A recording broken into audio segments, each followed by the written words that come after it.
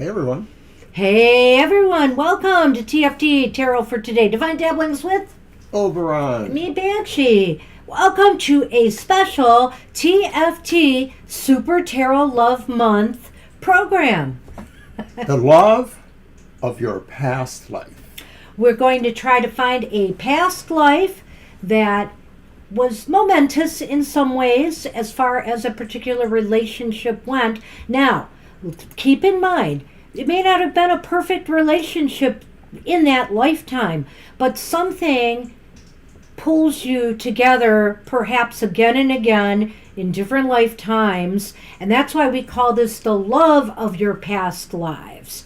And so it's very important to you. It may have karmic implications for how you handle and deal with love and relationships in your present life. Or at least we're going to have fun. We're going to have fun trying. It's going to be a hoot. We always have fun with this. I'm using mostly a spread I've done before, but we've embellished it a bit. I have decks all over the place here that we're going to use just bits and pieces of. Mr. O is nervous. A little. Hi, Addison. We're going to make it work. Hey, Addison. Hello, everybody. So, fellow time travelers, are we ready to get started? Here we go. Here we go. And Libra Cusp, you got in first today. Hey, Libra. So we're going to get started. I can toggle back and forth between my screen and my reading.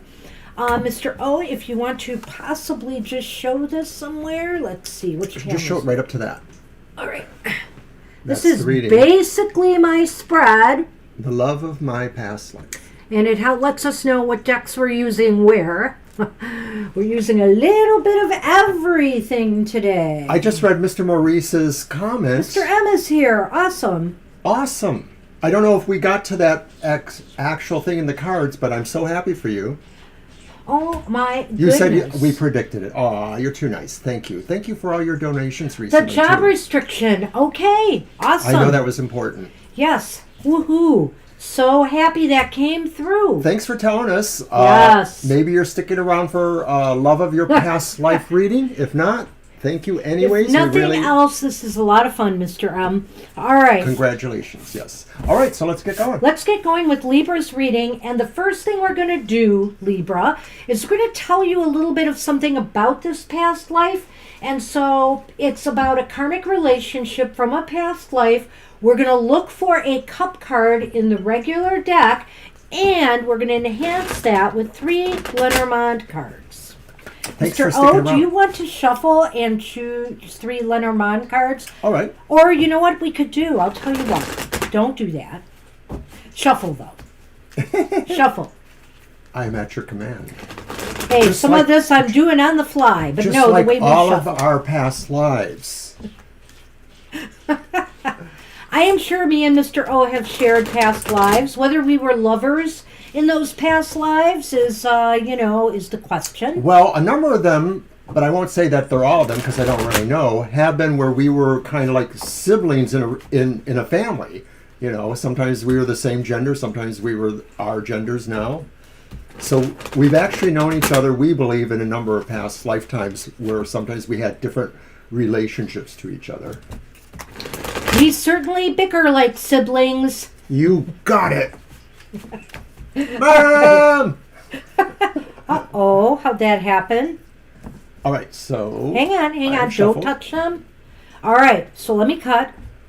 I know, the first reading's going to be a little slow while we figure out our shuffling routine here.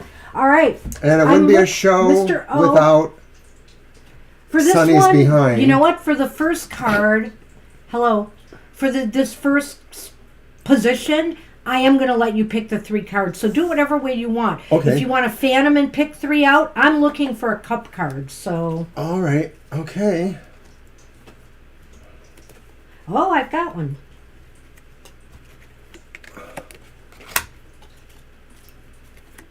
Uh-oh. Uh-oh. All right, so that's our Lenormands from left to right. The Coffin, Mars, which is a man or the Inquirer in general, and the Bouquet. Well, this is a real interesting combination. But I also have here, look at this. It's the Three of Cups reversed. And so, okay, Sunny is going to definitely be a problem with these cards here. So I'll move them there. Okay. I've got to say about this life, Libra, one thing about it stands out to me, and it's the male image, which I will take right now because we haven't picked who you are yet. One of the people in this relationship, died before the other, and, somebody went to the funeral. And I almost think this is your partner. I feel that you're not the person who died early here. This is probably your partner. I say that because the man is in the middle of the coffin and flowers, and sometimes what are flowers associated with, right? Funerals. So I kind of feel that way, but let's make it with that Three of Cups there, because I feel that possibly your partner in this relationship may have overindulged a little bit too much. Maybe had some bad habits and overindulged a bit too much. Well, depending on how long ago this was, centuries, which we will find decades, out. Yeah. People's life expectancy wasn't the same anyway. So if you chalk in a couple of, lifestyle choices, drinking too much, smoking too much, whatever, then you could certainly whittle that down.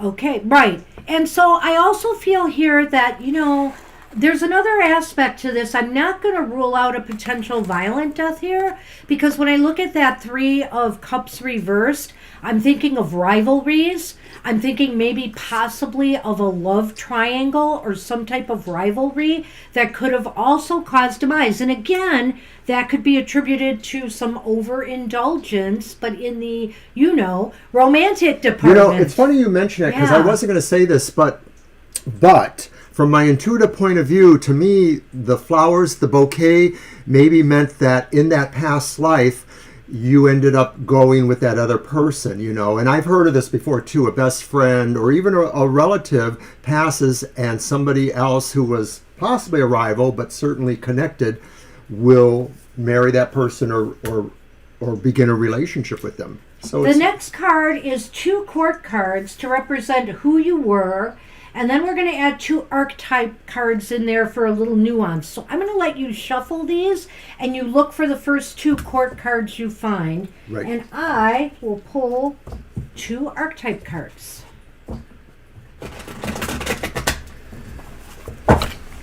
I'm sorry, Sonny. This is going to be a crazy show, Sonny. Are you ready?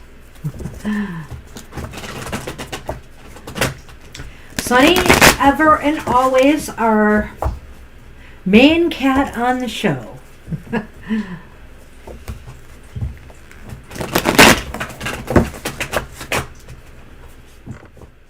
He's actually the keeper of the list today. He's my list. He's got a paw on it right now.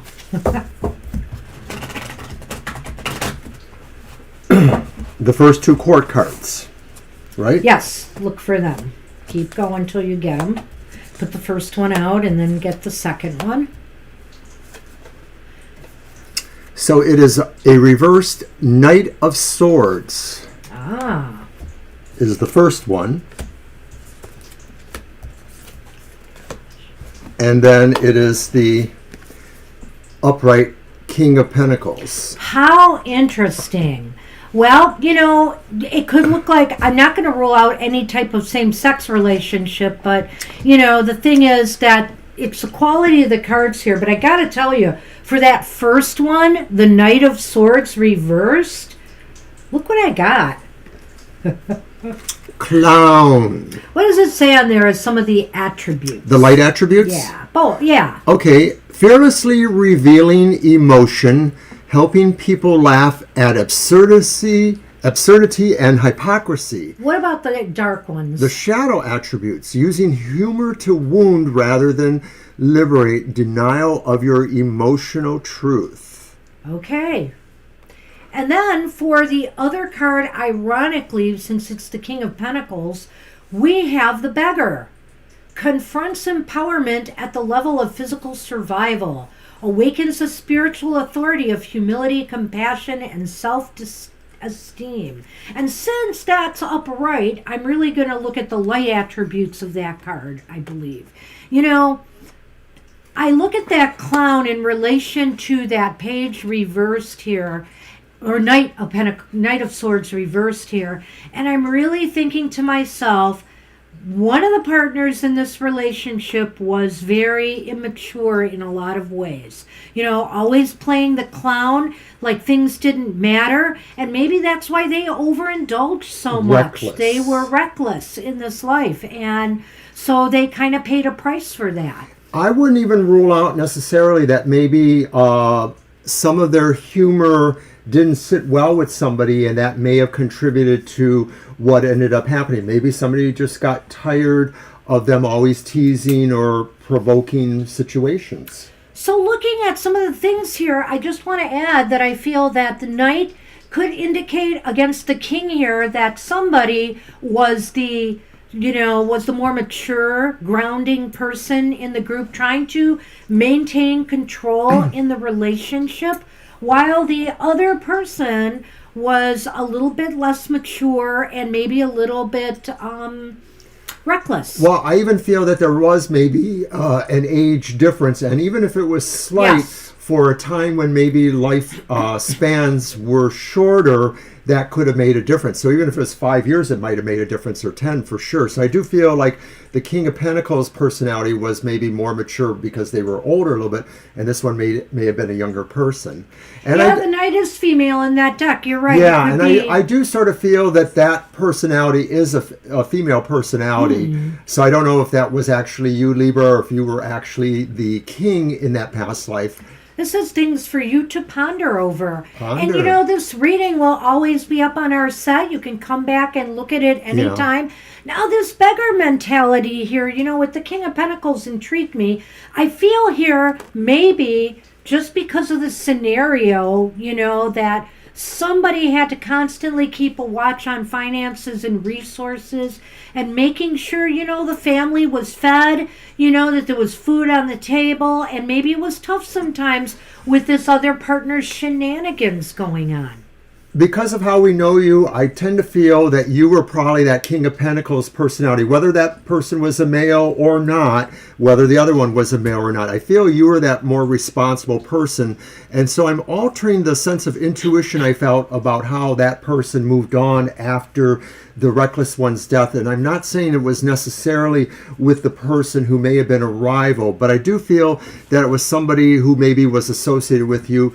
Maybe it was a sibling of the person who died, something like that.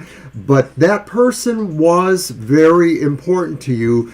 I feel like you loved them despite some of their problems. Okay. I'm sorry. You got more? No, that's about it, really. I just feel like that's why it was the love of your past life, you know? Yeah. Well, you know, hey, we all stay in codependent relationships. The reason they're really the love in your past life, of your past lives, is because this is somebody who's been around the block with you more than once. But there were some karmic lessons to take away from this life. Well, the other thing is that is karma, and that we don't know what karma wants us to experience in our lifetimes. It sort of is decided somehow differently. Leave those. Oh, okay. I thought we were done. No, we're I not see. even close to done, which is why I was trying to get you going. So here, take those and shuffle. You know, I went over this with you. So basically, these cards are where? All you need to do is wag your finger.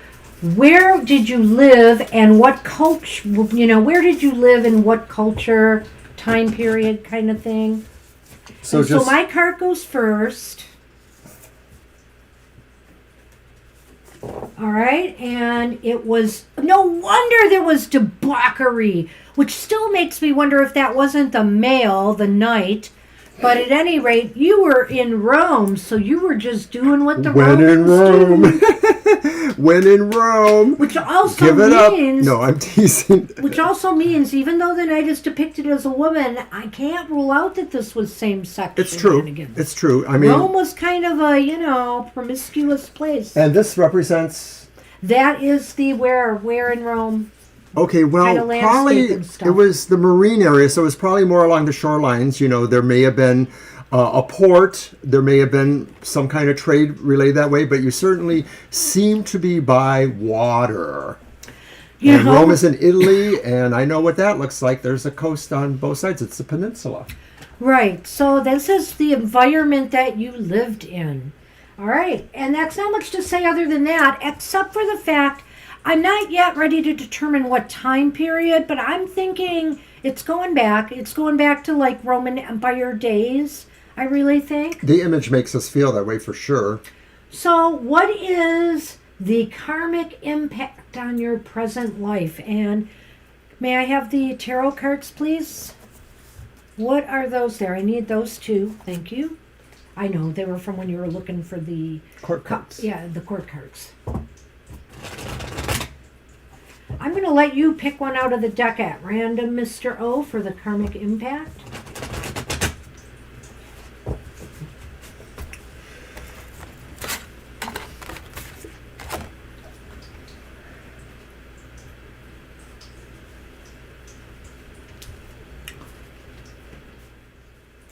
You know, It's the star.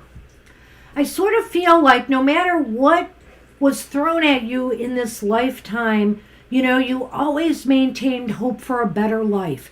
You always maintained hope for the relationship, that things would improve, that your spouse would get better, you know, and I think that's what carries you in this life is, you know, in your love and in your relationships. Now, that can have its upside and that can have its downside. You could be a little bit more codependent because you're always thinking, my partner's going to get better, my partner's going to get better, my partner's going to get better, and enabling them a little bit too long before deciding, hey, you know, at some point you have to decide this person's never going to change. So that's the kind of karmic impact I feel. But what do you think? Well, I think that the karmic impact is that I note she's pulling the string or it's tethered into the stars. And I think this is speaking about the sense of loyalty. Okay, And right. that maybe this experience and or others generated the sense of loyalty to those who deserve it. Not blind loyalty, not being loyal to people who screw you over constantly, no matter what lifetime, but basically realizing the value, despite what differences there may have been in your personalities, characters, or how things were handled, you were loyal to each other, or you felt this was what you wanted to be, that sense of loyalty. And you know what else is really cool about this card being here is it could also indicate to me that maybe in this lifetime you're really striving for health in your relationships. Ooh. Maybe you have learned how to set some boundaries Nice. since, you know, this lifetime. And so we have one final card. I'm going to let you shuffle and pick one at random. And it's basically, have you or will you meet this person in this lifetime?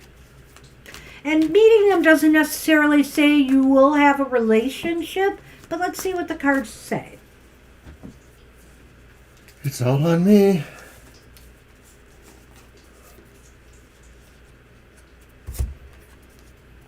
Oh. It's the Magician reversed. I'm thinking no. I'm thinking this is indicating this person is not a part of your life now, in this lifetime, and I'm not thinking they will be. I feel that, you know, perhaps you've been deluded to think that somebody you've been with was this soulmate or this connection, you know, at best here, or maybe that's up and coming, but they're not. They're not the person. You know, the Magician reverse can be about trickery. It can also be about not having the things you need, which makes me feel you're not going to have this person in this lifetime. When I combine it with the star, I get the feeling that the sense of karma, destiny, is that this is a lifetime you were not necessarily meant to find this person because you were meant to do some things on your own without them. Okay. Learn, yeah, okay. And some of that may have like been that. developing the kind of traits and talents that are indicated by the Magician card. Well, and perhaps since the Magician, too, is a little bit about having training and mastery, that maybe you have other lessons to learn in this relationships that this person cannot give you in this lifetime. So that's what we have for you, Libra. Woo! What a mouthful, eh? Yeah. Certainly a lot of cards. It is. Hopefully that gave you some positive info. All right. And Angel Mary is up. Angel Mary is up. Hi, Angel Mary. Let's see what we have in store for you. So I hope people think this is interesting so far, what we've come up with here. It's very complex. I like mixing it up with Thank the you. decks. You're welcome.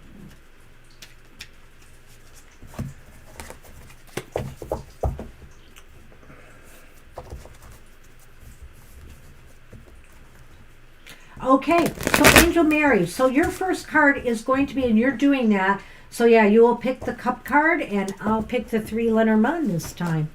Thank you. I don't know if we'll switch like this all the time, but if it works, We'll see. it works. Yeah. However it works, I'm not going to be picky. Only if Violet reminds us who's No, supposed to be. no, we're not going to throw that on Violet. Too many ducks here. We drive Violet up the wall, I'm sure. It puts the lotion on its skin.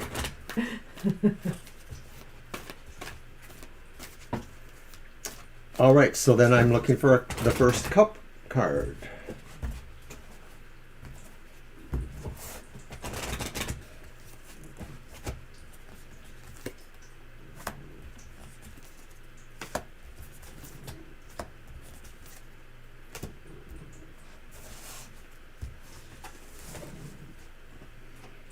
All right. You got one? Mm-hmm. What you got? So basically, again, this card is something about the karmic romantic relationship in a past life. What do you got? All right, so it's the reversed 5 of Cups. Okay, this relationship in your life at that time really restored your hope and your faith in, I don't know, humanity and life and living. I feel here that you felt this was an opportunity for growth and renewal for you. Perhaps you came out of a number of one or more failed relationships before you found this one. I also feel it's possible that this relationship was one maybe that was either a slow burn and it didn't happen right away, or maybe I like that. or maybe there was a breakup and then a coming back together that resulted in magnified love and feeling for each other. Okay, this is really interesting. We have the fox. Put that one over to this side. You know, I want you to hold the it up. left? Okay. Because that's the first card I drew. Right. And then the garden. And then the tower. You know what this tells me, Angel Mary? I feel that you met each other through other people or through working with other people in some large community gatherings or, you know, maybe celebrations. It's also possible you met this person. I almost get a strong sense of working together in some way. Like, for example, if it was an agricultural community, you worked the fields together. You work together. If it was slave labor, even, you work together in some capacity. I don't feel this really strongly, but I wonder if it's possible that maybe that's how you originally knew each other, and then because of that work situation, there may have been a reason why you were separated. Maybe a work crew or situation went somewhere else, and maybe that contributed to the situation where there was a separation, but then a reuniting. Just possible. Maybe. I'm not sure. So the other thing is, let's see, and maybe the separation even happened after they met, so may have nothing to do with work, but something pulled them apart. That's where they met. Okay. So, okay, but I like that. So card number card 2. The court cards. The court cards, okay.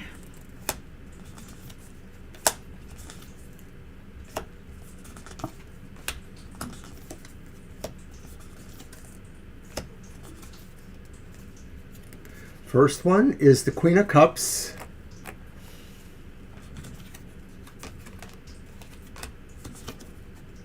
And then once again, we have the King of Pentacles personality type. What a power couple in a way here. Yeah. You know, and it's interesting. Or very complimentary. Well, very complimentary in a way, but I feel power, king and queen, right? Sure. You're pretty equally weighted, with power and authority. But on the one hand, I definitely feel this could be this could be a heterosexual relationship. Because I feel, well, or there's a lot of feminine and masculine, it just seems like there's a complementary side of this here. And the Queen of Cups is somebody who's very much in control of her emotions, empathic, creative. It's possible, that you were there to really support your partner, to nurture a family. I feel family strongly in this power couple. I feel here the King of Pentacles is somebody who provided, but since I think you both work together, I think there was a sharing in that regard. Well, I wonder if it was actually working together in some sort of family business, and maybe there was a more distant like agricultural relationship, but maybe you were more distant cousins or something else. But I do feel that it's more likely you were a traditional opposite gender couple. I don't feel that you were necessarily the same gender. It's regardless. I do feel there was something here about very much complementary styles or attitudes, and maybe somebody was really more at home or acquainted or comfortable with being, their role, a nurturer, a raiser of children, and the other one may have been more of the traditional worker, although you seem to have worked together, or at least that's how you met. Well, and I had forgotten we were supposed to add 2 archetype cards to that. Well, I see that. Oops. Yeah, we're going for it. We are going for it. I just figured that came after we were done with the And so I'm going to pick one for the Queen of Cups, and I'm going to let you pick one for the King. I like this. Okay. This is for the King.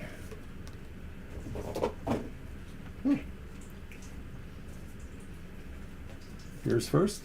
Wow, how interesting. Yeah. I have the Scribe. And some of the attributes, the positive attributes of that are preserving knowledge and information. And so, what do you have? Okay, let me just put that there. And then I have the Poet. And what does it say? The light attribute expresses soul insights in symbolic language. Teaching of some sort. Possibly religious, possibly not. It's interesting because we have this person who preserved information and somebody who sends soulful messages, and I feel you worked in some sort of learning center. Learning center or religious center, I feel, is maybe more so now that we're getting a picture here. Let's move on. Let's see what card 3 is. What culture, time did we And live? my insight says that one of you had to go on a pilgrimage, maybe a religious pilgrimage, and that's where the separation, but then the coming back together came from. Just a thought, once again. Go ahead and grab that. Mine will be first.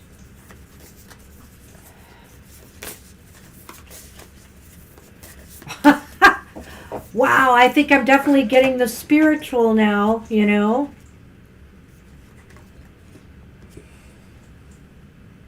Indigenous tribal. Wow. Okay, and so that was the kind of culture, maybe. So this may have been a very remote time, or somewhere in the world where there still are a lot of indigenous communities who are pretty much self-sufficient on their own. But I got the mountain. So I'm almost wondering if this is like in China, Tibet, or anywhere where there could be a mountain that contained an educational center. And, Sunny. Thanks, Sunny. No.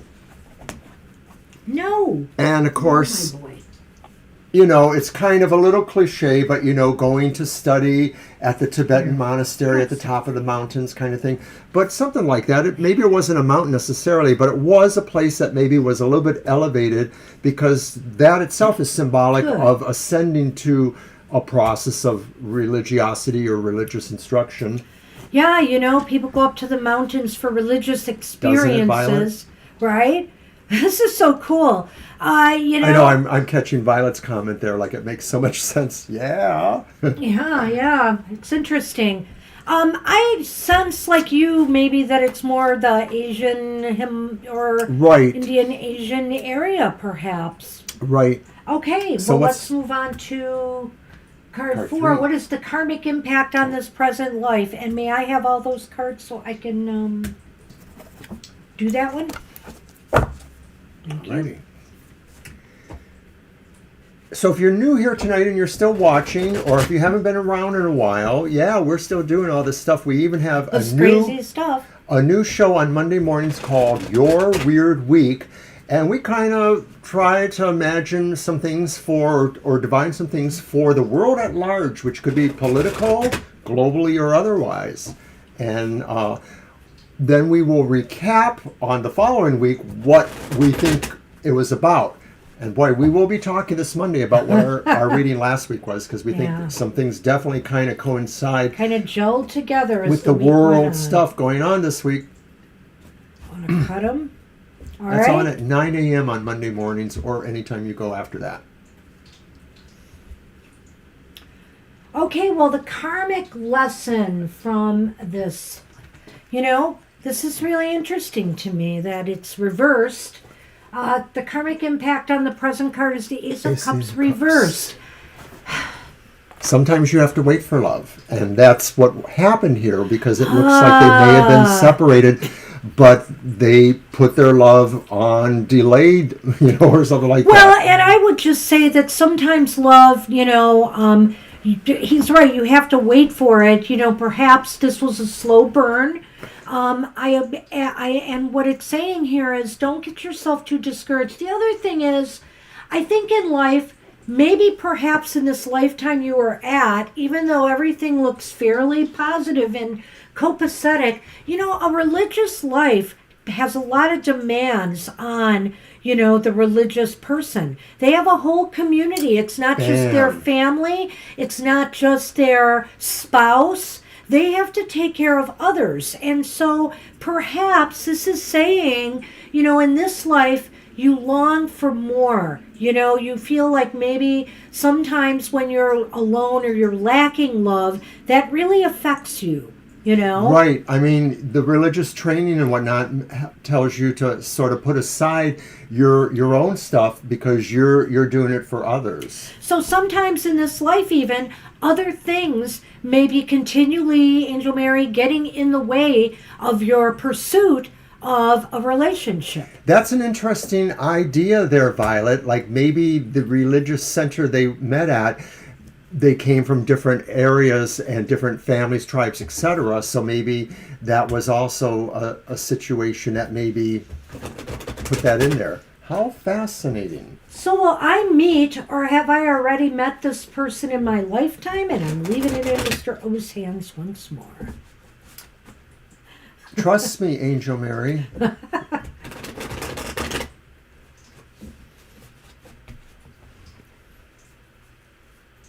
Good point, Violet. Hey, good points all. We welcome all of that. Yeah, anyone I may who not wants be to able to jump look in at and some throw of a that thought, because you're I'm welcome busy to. here, but I appreciate it. Two of Okay, Pentacles. well, that's very interesting. The Two of Pentacles reversed. I feel that it's highly likely that you may not meet them in this lifetime.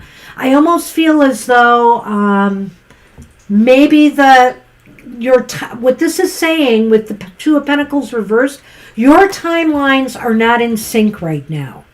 Right. I was going to say something's too busy here. Well, yeah. And that it may be that spirit, the divine, however you want to look at, has felt that you need to each learn things on your own and eventually come back together in some other lifetime.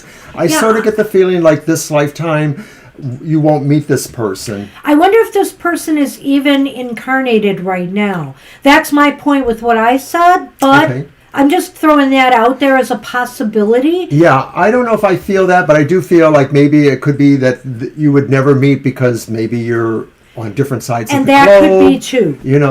Yeah. There's billions But of that people. doesn't mean you will not have a great relationship in this lifetime, but not with this particular soul. So All right.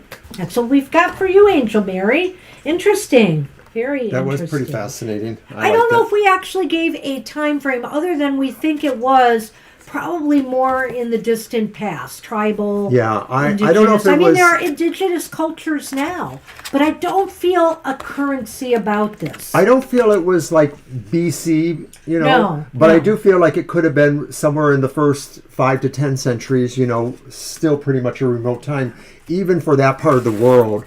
Well, that part of the world might have been doing better than the Dark Ages in Europe. All right. But we won't talk about that. All right. Well, this is pretty fun. I'm really enjoying it. I hope everybody Hope else everybody's is. having fun and enjoying, because I certainly am too. I'll need the Lenormand again. Yeah, you're going to do that. You're welcome. I hope you thought that was interesting. It was pretty fascinating. And I could see, Angel Mary, where somehow some of those kind of attitudes or traits are sort of with you, you know, like maybe you are seeking your soulmate again, you know. So good luck with everything. And thanks for coming. All righty. So we are on Lisa. Hey, Lisa. Hey, Lisa, you ready for this? Okay, back to what we were doing here. I am going to pick the cup card this time, telling something about a karmic romantic relationship from a past life.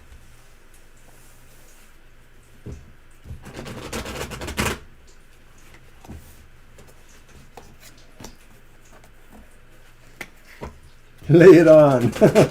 You got it. Shall I go ahead, ladies? Nope. Okay. I'm almost ready. And I am looking for the cup card. Drum roll. And here it is. King of Cups. And it was upright. And it's upright. I think, my goodness, this was a powerful romantic experience for you. And also, the romance may have led to more of a caring for, you know, I feel like you had others to care for, whether it was family, extended family, like both of your families, you know, children. It just seems like this was a very caring relationship, one where love ruled overall. This was a very romantic relationship. There was a lot of love here, absolutely.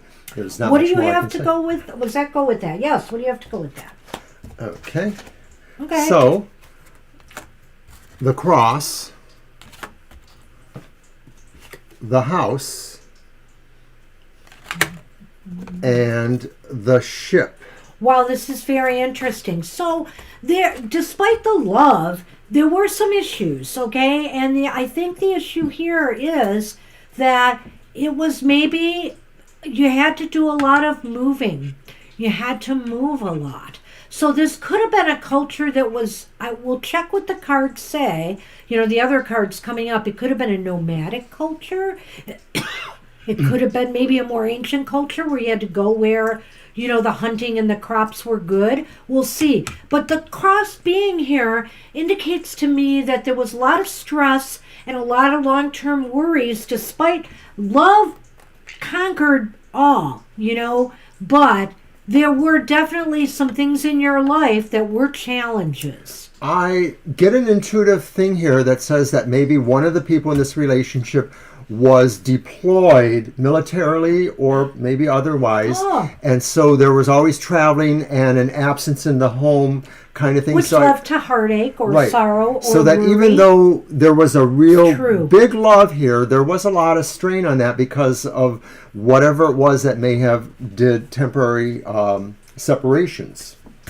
Okay, so for this next one, we're going to need 2 archetype cards. Pick them whatever way you want. But the first one's for the first one I'm going to put out there, and the second one's for the second. You're doing the court cards. I'm doing the court cards. So who were you? A Viking, according to Kara. Oh, Kara. You and those Vikings, Good Kara. call, though. That's Could not be. a bad thought. Could be. Because we see the ship here, but there's also a ship in the background of the King of Yeah, Cups. interestingly enough. It takes a Viking to raise a village. I always want to say that.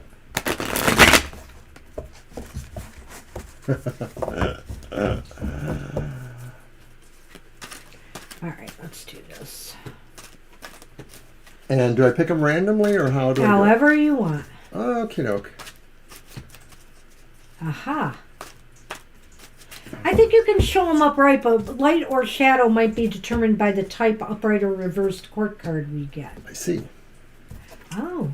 All right. I think you lay yours first, right? Indeed. Well, you will lay this with this, the one with this one. Got it. So this is the Knight of Wands reversed. One person here. And we had that one for somebody else's reading, the first one, I think. The Knight of Wands? Yes, we did. I thought it was the Knight of Swords. No, it was this one. It was this one. I remember that. Okay. So anyway. Okay, maybe it wasn't. Were they both female characters? Both of those knights? Yes. Okay. Yes. So at any rate, the Knight of Wands here indicates that there might have been, you know, somebody, one of the players in this relationship was rather reckless, you know. Maybe got in some accidents a lot or hurt a lot. I wonder if it has to do with the travel here. Maybe it was military. Maybe they were in the military. That was the word I used to describe the card I thought was this in that other reading. I Well, said reckless. the card that I had in the other reading that I described was somebody who was making poor decisions. Okay. All right. You didn't correct me. Okay, so then, whoops. My goodness. Oh my. Don Juan. Uh-oh. Light attributes. Spotlights your positive seductive qualities. So this person could have been somebody who maybe was a little bit polyamorous in a way. Maybe they always felt, you know, they were drawn to the opposite sex or whatever gender they preferred. And so maybe that put a strain too, because I'm getting this big love feel there too. I mean, maybe this is about being in a Mormon, you know, community. No, I'm just teasing. It's a Don Juan. He was this person, whether male or female, was very sensual, very into the sexual components. But it lines up with the character of the relationship in a way. This is the theme. This is the person. The character of the relationship is the theme. I'm speaking of the person right now.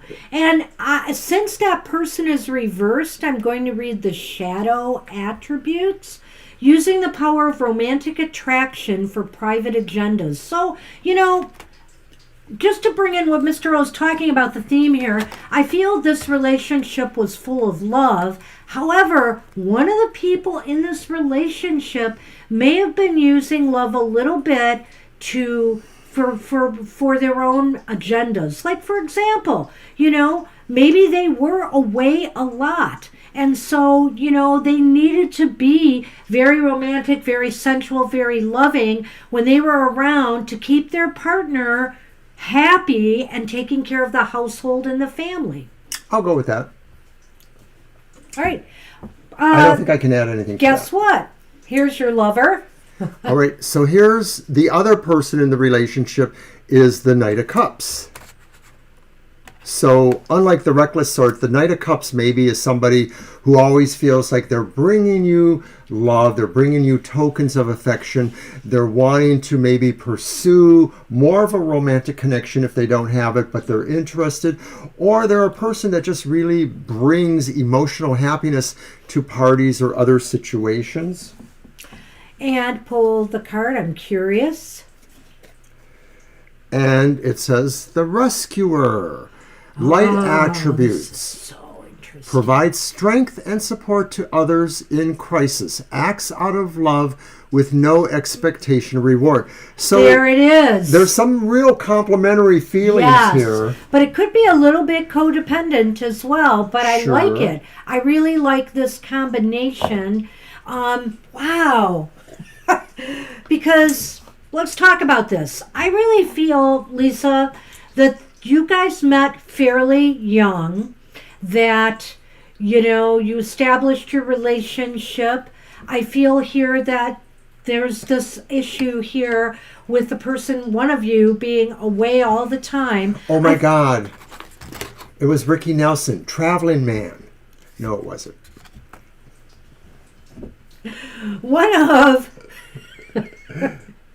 One of you were, you know, away a lot.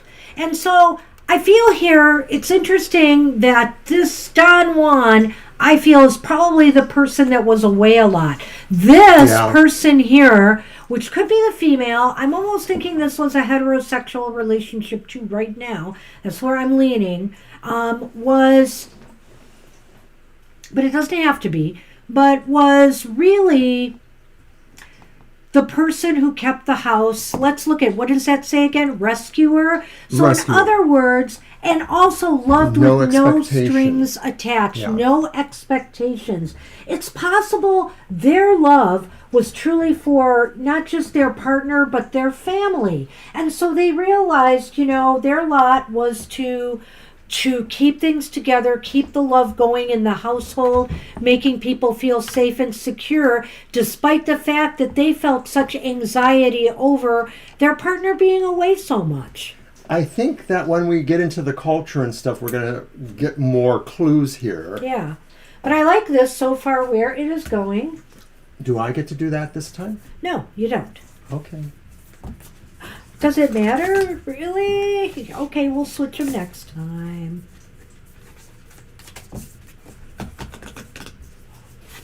She drives me crazy.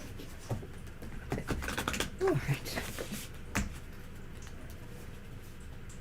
Oh, wait. Well, I'm going to take it. I guess I wanted to. Oh. Go on. Oh, I'm first? I thought you were. Oh. Well, it looks like it is a Central American culture. And I don't know why, even though it's showing like the ancient stuff there, I'm not so sure this was an ancient relationship. That would be smart because it's a town, and I get the sense it's a more modern town, in Central America. So it's not necessarily totally modern living, but it's not like Dark Ages or pre-industrial age existence. So it's not Viking, Kara. Sorry, Kara, not a Viking. So and what else was supposed to go with those cards? Hold on a minute. What culture? That's it.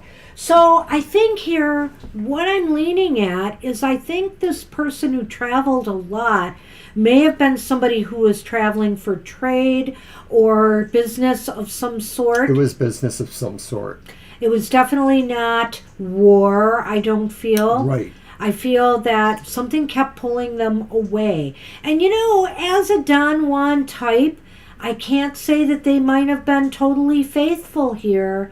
There may have been other relationships. I mean, there was love for the home and the people, but you know how it is. People always say they love their wife, but they're, off doing their thing. Right, exactly. Or whatever. Love is pretty fungible in certain situations or eras of time, so I want to see what the karmic impact will be. Do you want to do the karmic impact this time? All right. Here. And here. What is the karmic impact right now on this life?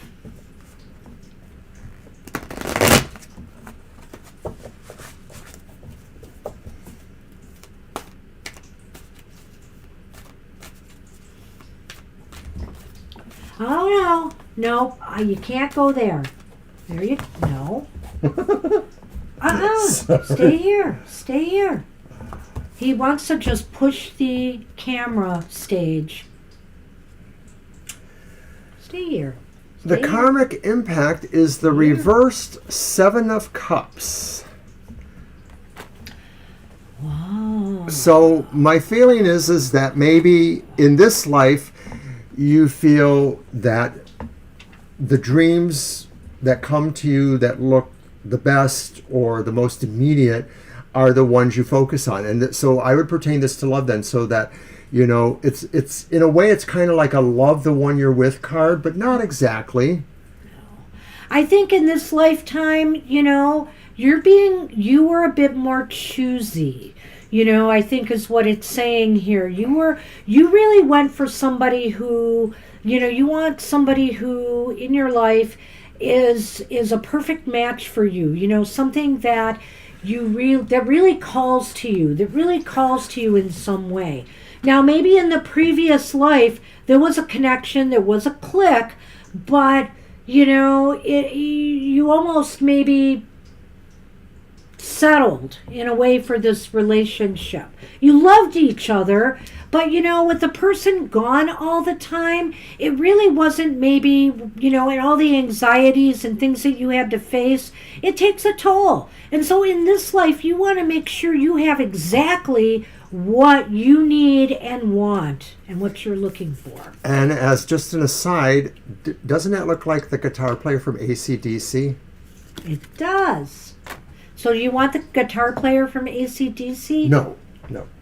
That's all. Okay, so now it's the final card is, of course, command. I do that. Will you meet in this lifetime? Here you go. Oh, I thought you were going to do it. Just shuffle and do it. Okay. I did them both. Yeah, Lisa.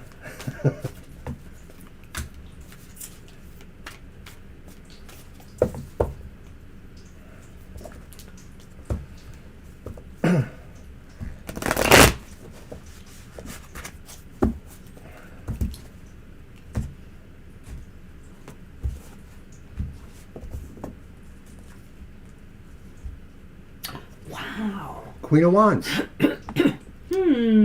I'm not sure. I think this lifetime is more about you finding your power, finding your magic. The Queen of Wands, for a woman or a man, just represents a highly magnetic, compelling personality. Well, there's the key, isn't it? So I wonder here, Lisa, I could go either way on this one. This is very interesting to me because the Queen of Wands is this magnetic personality. Have you drawn this person to you in this lifetime? Is this the person you are with now? I'm not going to rule that out. But is it also, does it also mean, like Mr. O said, that maybe, this life is more about you, or that, you are standing alone and strong and charismatic without this partner in this lifetime. But I don't know. I keep thinking that magnetic attraction, that maybe you have pulled them to you in some way. Now, is it romantically, or is it just something, are they playing some other role in your life? It's possible this person has come back as a family member that you're close to, or a very close friend. That's the trick with with past lives. We don't always come back, as lovers. And because this isn't necessarily a love card, but there is some of that there, attraction, I feel that it might be saying that, this person's in your life because you've attracted them to you, but they're not necessarily a lover. They could be if you feel that way about your partner. Very interesting. Very interesting, Lisa. So, good luck with that. That's what we have. Thanks for coming. Hope you enjoyed that. And we are on Addison. Hey, Addison. What have you gotten into here? Welcome. Glad you came to the show today. All right. It's always fun to speculate and imagine. And if nothing else, there may be components of these readings that draw to you. Welcome. Like, for Very example, welcome. Do you feel an affinity for the cultures we're mentioning? Maybe you will want to explore knowledge and information and meditate on a possible past life you've had, in that environment. And if you're a card reader like us, draw your own cards on it. All right. So for Addison, we have, of course, we're doing the Cup card and the 3 Lenormands. And Sunny has taken away all my space, but I will find space. I'd rather him face the way he is so he doesn't disrupt the set.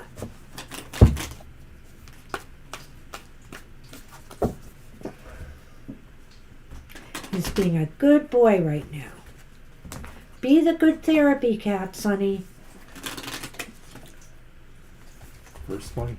What? Again? Yes. Wow. Shall I? Yeah, you can. So, Addison, the first card is the reversed 3 of Cups, and that is something about the relationship, karmically speaking, from the past life. So it could be that there were times, I think, that this kind of relationship was not as able to be celebrated or to find happy occasions that could have marked it. It may be that it wasn't bad, but it could be that maybe to some degree this was a lover relationship that was not seen by a greater community or family necessarily. Well, I also wonder too if this is a relationship where, you guys pretty much flew solo. In other words, you didn't either, for whatever reasons, you were distant from family, you didn't have a lot of people outside of your own relationship or your own family, if you had one, where, you didn't have a lot of friends. You were more quiet people, but maybe this is why. You moved around a lot. Or somebody did. There's the man. It's almost as if you traveled looking, seeking, you kept traveling around seeking your destiny in a way, trying to find, your, I'm trying to think.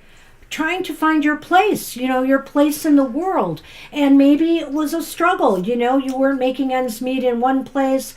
Maybe there was famine or floods or natural disasters in another place. This is what I'm thinking right now. Violet says orphan vibes. What? And orphan vibes. And of course, that could be. The Violet, seeking, sure. the traveling, to find your destiny, i.e. who you really belong with or where you came from. Stay here. Kind of an interesting point. Yeah. All right, so then I go to the next two, or I wish I could do. You have this too. So, who were we? The court cards to represent both parties, and I'll get the 2 archetype cards if you could hand them to me, if you could. Thank you. And you should shuffle in between. I did last time, but I wasn't sure since it was the very first card this time. I know. Something like that, yeah, Violet.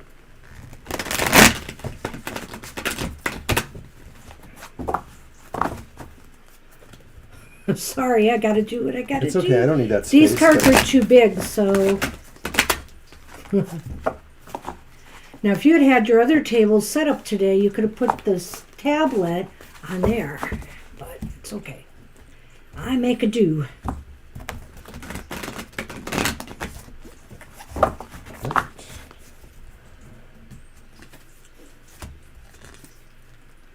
And our Knight of Wands has shown up again. This time, though, they are upright. Good.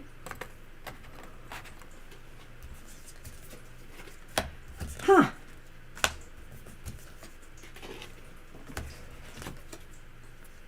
And now we have another king, the King of Wands. So they're from the same suit. So there might have been an age differential in this relationship. I see that already. But there probably wasn't an energy or charisma differential.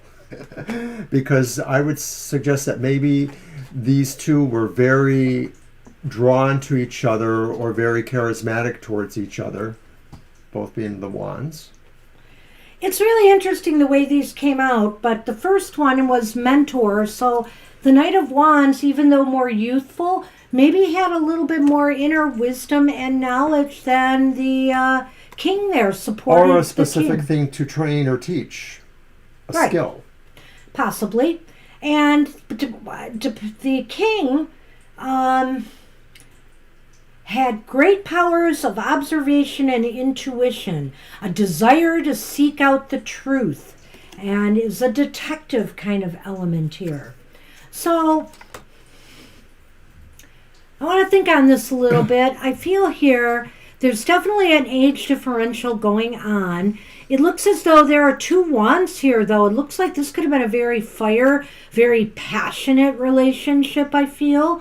I feel with the Knight of Wands that this person was very active and maybe on the move a lot. So I'm almost wondering if this was the male Or, I hate to even assign gender at this point, so I'm not going to do that. But this was the person that was on the move, And I guess because there is a male card here, I might surmise that.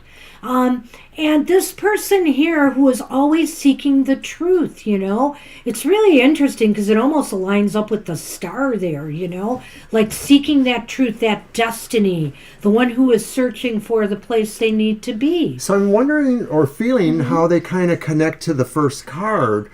Well, the first card is indicating that, what did I say about that? Oh, that they really could not they didn't find their tribe. They wouldn't associate with a lot of other people. Or, let's put it this way, maybe there was a lot of antagonism between neighbors, people that surrounded them. Friends, family, there were arguments, there were people that did not get along with them. So, it's like I said, their family unit was really tight, and they moved around a lot for whatever reasons. Whether or not one of them was an orphan, I get a minor vibe there. It really was about finding the place that they belonged, where their destiny was. That was the overall thing here. They were not happy enough where they were. Maybe some of that, it was the way they were treated for being slightly outcast, orphan, whatever. To be honest, Violet, I right now am not seeing family either. Like they may have traveled together. But the only thing that does indicate family to me is this possible mentor card that maybe, this knight was the person who really took care of, children if they had them. But anyway, let's move on and see what we have here. Am I getting these again? Okay. Only because you took them before I could. Well, they Thank were you, on Sonny. top. Tell her. Yeah, you're going to fall off? And you're first. If you mess my computer up, I'm going to be angry at you. I am first. Well, we got another repeat. Me too. No, that was Central America. Oh, whoops. It's South America. This is South America. So that's interesting, of course.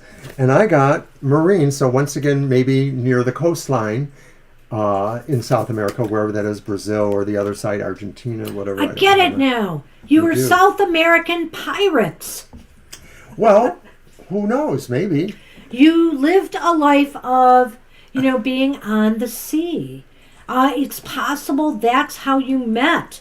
That the person who was traveling, and I'm going to guess it was this knight here that, met you on one of the trips and took you along. Well, maybe they wanted you because of your light attributes, that you were somebody that was skilled in either observation, which would be a good skill for traveling on the sea. Yes, but maybe also the intuitive factors too. So maybe you were like the town wise person and they took a shine to you and this is what happened. They were on the sea, but they were the town wise person? Or no, when this person came into the port. Okay. Sorry if I didn't say that right. Well, you know what I figure here is that it's possible that this person didn't travel with you all the time by sea, but that they had to move around with you as you maybe moved from different ports of call. There might have been places that you had to stay for periods of time. And so, you would end up moving there and staying there too. And they would come back and forth. But I get the feeling that both of you moved. I really feel like you moved as a unit. I feel that too. And I feel that there's something very complimentary about your abilities despite age difference or anything, and so that this was really a big part of your relationship because you kind of fit into each other like a hand in a glove in a way, and you valued each other. But I have a feeling that you were more this person, that detective type, and they probably valued you a little more than you valued them, even though this was a love of your life. You know, I'm not sure about piracy, but you know what I am sensing here is that maybe you worked in the food industry, fishery, fishing. I think that might be it too. Well, there are plenty of fish in the sea. All right, so All right. the basic Mrs. karmic Addison. impact. The karmic impact in this life, yes. Kara, you were Sunny in a past life. Now you're both separate and you need to get back together. This is the love of your life, Kara. The twin flame. Well, we had Victoria Monday on the show yesterday, and Toby is the love of her life, her cat. Yes, but Toby apparently likes to see Sunny on the set on occasion. I think somebody else's cat likes to watch Sunny too. Okay, so this is the karmic impact of the relationship. And it's the reversed Queen of Cups. Yeah, you stay there. The reverse. Okay, so the karmic lesson that's in your life impact. here is that, everything looked fairly hunky-dory in this. Well, no, I guess the karmic lesson is to treat others better. I'm not sure it's coming so much from the relationship itself. I almost feel like this karmic lesson is coming from what you two both endured as a couple. This traveling around, not having roots where you had people that you really became close to, and also that maybe you made enemies along the way. And so this is the karmic lesson is to treat people more kindly and with respect, and open your heart more to others, not just in your relationship with your spouse, but also, or with a partner, but also with others. Within the context here, I could see that this card sort of also maybe applies to increasing intuitive abilities or sensory abilities. And so a karmic... And maybe that comes from that. Right, it comes from that, I think. And I think it's just the idea that this relationship made you understand there was more to see than what was on the surface. All right, Addison. All right, so the final card is on you too, and it Do I reshuffle or just pick you the should next one? reshuffle, I think, really. Will you meet or have you already met this person in this lifetime? And you know what? I'll pull one randomly. All right. Because that's what I let you do. Thank you for deciding that. Because I let you do that. Addison's watching. Oh, we don't know that. Want something from here? Oh, that went right into my hand. Well, we had this before. but not as this card. No, I don't think we did. Knight of Cups, upright. So, Yeah. Yeah. You will. You will meet them again. You may know them now, or you will meet them again. well, let's say this, Addison. I'm not sure which way the relationship would go. Maybe you've met them already and they have come and gone out of your life, because the Knight of Cups is kind of a transient, moving card. And so did you go from one relationship to another, like you were ships passing in the night here, or is that yet to come? It seems like this is a relationship to me that may come into your life or has already, but maybe that ship has sailed or will sail. That's what we have for you. Well, you didn't want to add to, you No, feel the same, sort of. Yeah, I feel the same. And I kind of said what I felt in the beginning. So. Good luck with, wow, that's an interesting reading, I think, there. I didn't give a time frame on that South American thing, but my guess is it's not early. It's more modern than not. My feeling would be that it may be around the 1500s and forward. 1500 to 1800s. Something like that. Yeah. It could be as recent as the 1800s. Yeah. Or mid 1800s or early 1800s. Interesting. Kara, it's your turn. Let's see if Carol will be the first alien we encounter. No comment.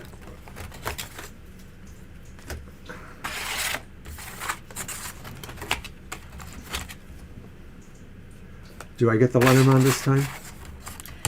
Yeah, you may. And you can hand me those then.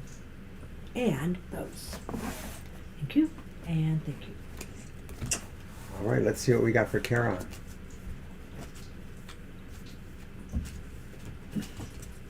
That was the queen, right? The warrior queen. Well, let's see if you get a queen, Kara. Let's see.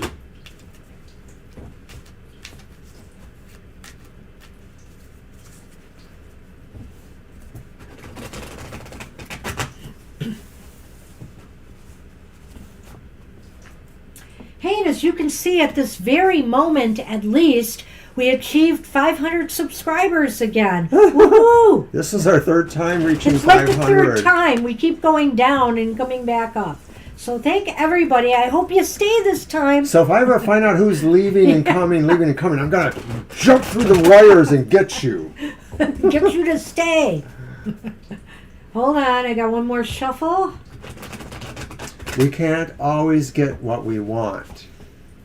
Thank you. You can get me singing the song. Alrighty, I'm looking for a cup card. And of course, again, this is something about the karmic relationship. Kara? Oh, guess what? It's a repeat again, but it's upright. You're a Viking. Not. Well, you're partying with your tribe, that's for sure. The Three of Cups. So that was the overall idea about the relationship, that there was a lot of celebration. There was joy, happiness, a harmony. Really shared with lots of people, family and friends. And yes, people were important in your lives. I think that's really the message of this card. And what do you have? Oh, I know, but there is a dark side. The scythe. The clouds. You sliced and diced people together. You were a Viking. The ship. A little bit of swordplay, yeah. Oh, you're a Viking. Is that coming up a lot? That's really interesting. Well, there was a lot of, if we go back in time, there was a lot of movement. Migrations, various things. So I see here a ship, Viking ship or not. I see here the clouds, which is a little bit of confusion. It looks to me... You didn't know how to navigate.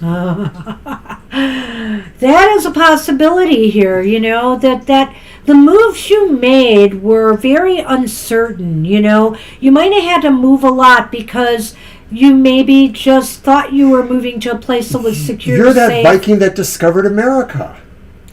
We'll see. And so I feel here that, what about the scythe? There was a lot of tension. Even though there was partying, there was a lot of tension and a sense of austerity in a way. Maybe this is more pointing to austerity. Like the cuts means there was less because times were very uncertain and you had to move around a lot because they were very austere times. So yes, you were happy, you were celebratory, but times were not very good.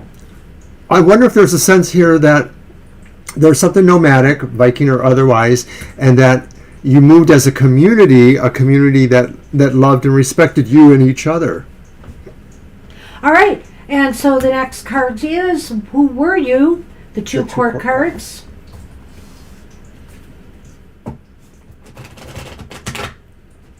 And yes, Mr. O, you can have the blue this time if you would like, but not now.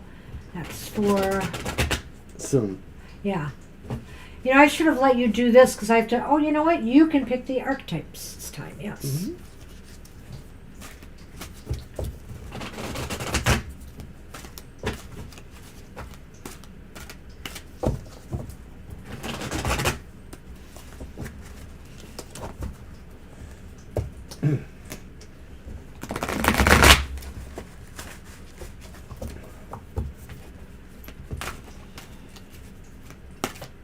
Marcia, Marcia, Marcia.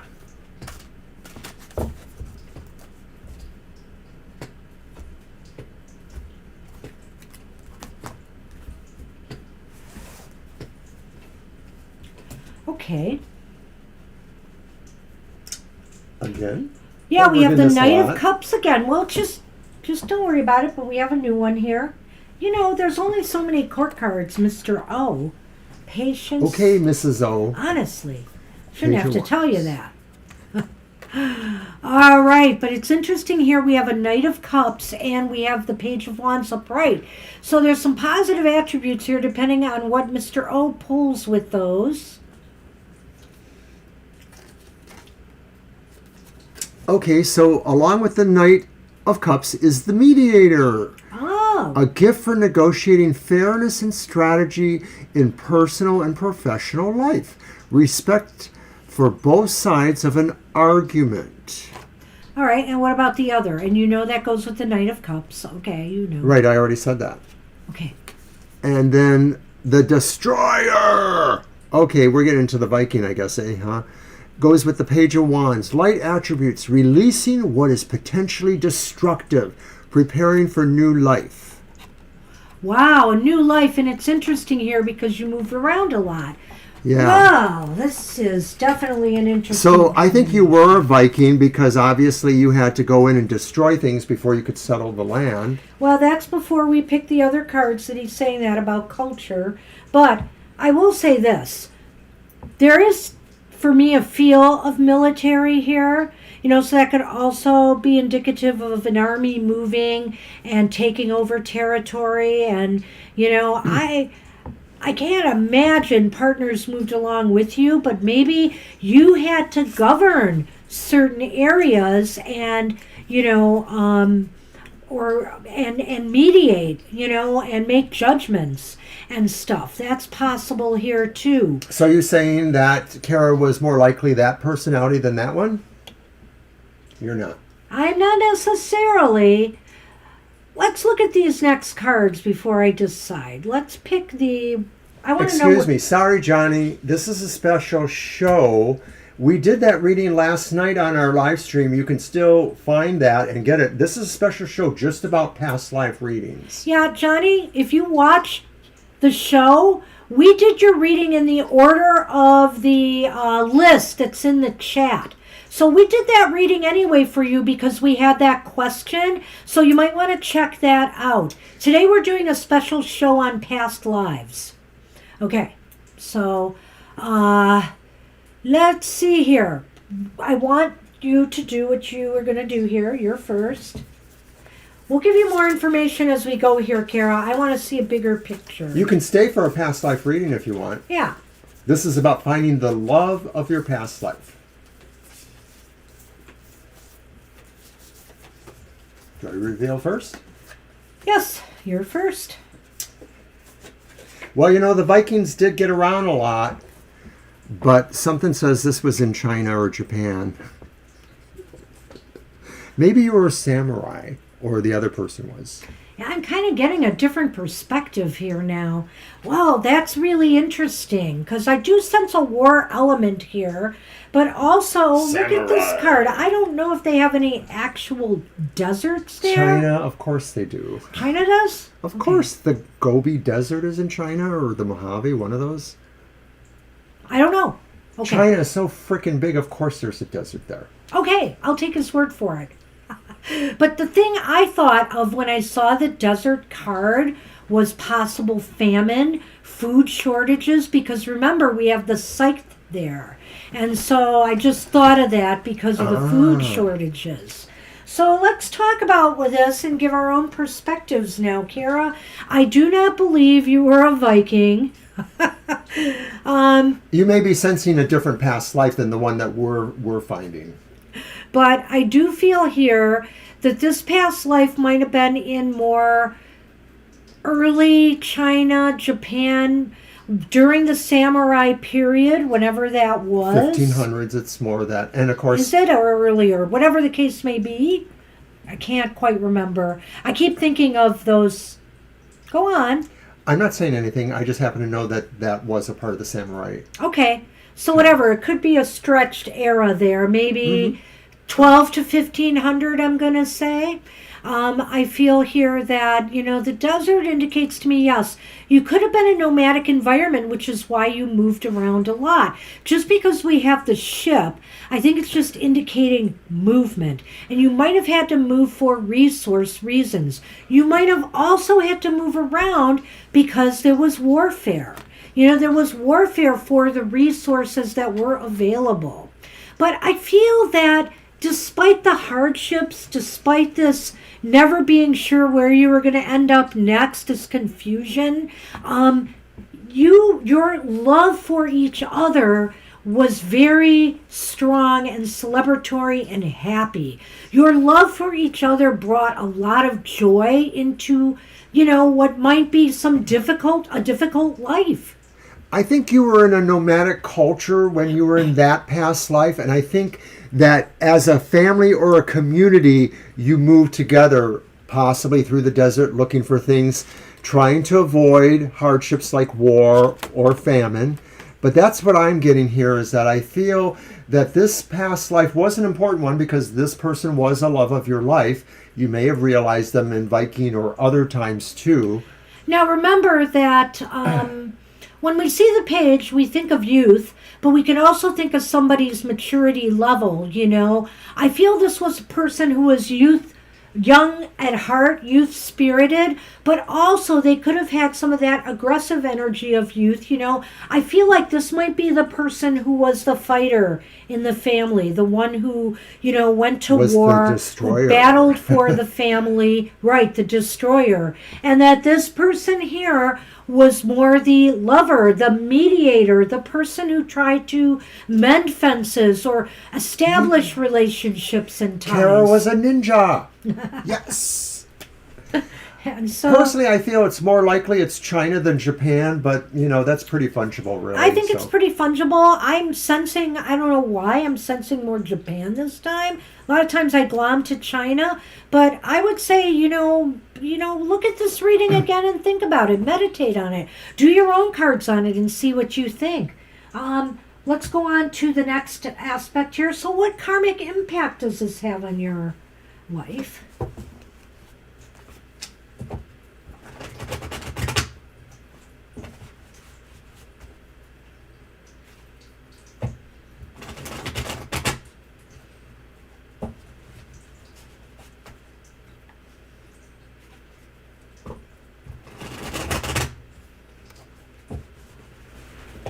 All right.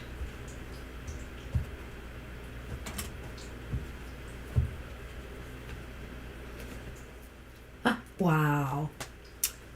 Okay, the karmic impact is the reversed Seven of Pentacles.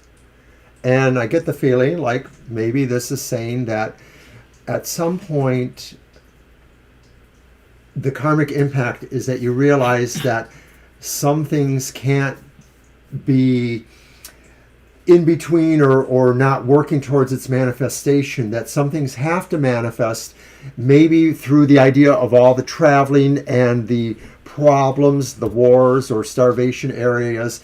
You realize that family is very important and that you have to maybe all work together to manifest. That is interesting. And you know what I would also add to this? I feel here because, the Seven of Pentacles is reversed. And sometimes that indicates that, things aren't working the way you thought they would. Or maybe that you have to get back to work on what you're doing to make it work. I almost feel here that what this is saying is that in this life, you've come to the realization that even when times are tough and times are scarce, you can still find joy and happiness. You can still find that happy place. Whether you're with a partner or not, you can still find that happy place for yourself, Kara. And I think that's really important. I like it. Yeah. So let's move on. So will you meet or have you already met this person? I'm going to shuffle once and I'm going to have you pick one, Mr. O, at random. It's on Mr. O, Kara. Again. Well, it's your turn. I had it last time. Still time to send a check. No, wait, it's not. He's not looking. I'm making sure he's not. Oh. Oh. Well, what that means is that Death reversed. it's not happening in this lifetime. I think it could mean one of two things, Kara. This person is somewhere out there, but you're just not going to connect. Universe is not pulling you together. There's nothing happening there that will pull you together to this particular person.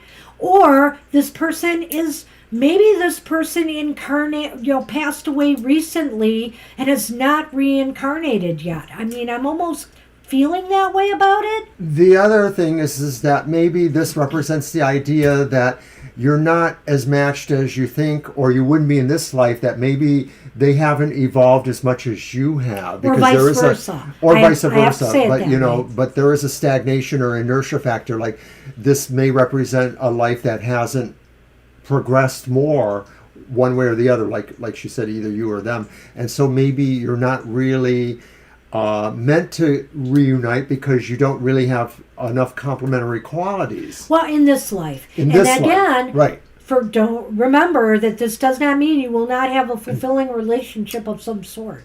I feel here that this is saying that this life, it may or may not happen with this person. That's fair, I guess. No, I'm not going to say may or may not. It's not going to happen. I'm sorry. Right, And I'm sorry. For me, I don't know. I just had this feeling when I saw the death card and, it's stagnation. I really get the feeling that maybe they've just finished a lifespan and that they will, they haven't reincarnated, with you. So. Right, you're at different time periods. And, a lot of people, in theosophy, people think that when a person dies, it really takes a lot longer to reincarnate than the popular idea that it could take decades or longer, because you have to really review the karma of your life, the lessons of your life, the relationships of your life, and so that takes a lot of time for a spirit, I'm told. No. Behave. So we're on Andrea. You still here, Andrea? Hello to Andrea. We're going to read anyways, because we didn't know if Allison was here, so probably read. You want those? Yes, you are. You want All those. right. Let's see what we get. Yes, thank you, Mr. O. So I'm doing the I Lenormand need to again? operate with a full deck. I need the Lenormand again? Maybe you do. But you're so fast that we could wait a minute. You're fast with the glib talk. Oh, you're doing the Lenormand again. I see what you are saying. Hand him over. All right. Subtle hint achieved. It you're was very pretty cool, welcome, Kara. I hope you liked I'm it. sorry it wasn't a Viking lifetime.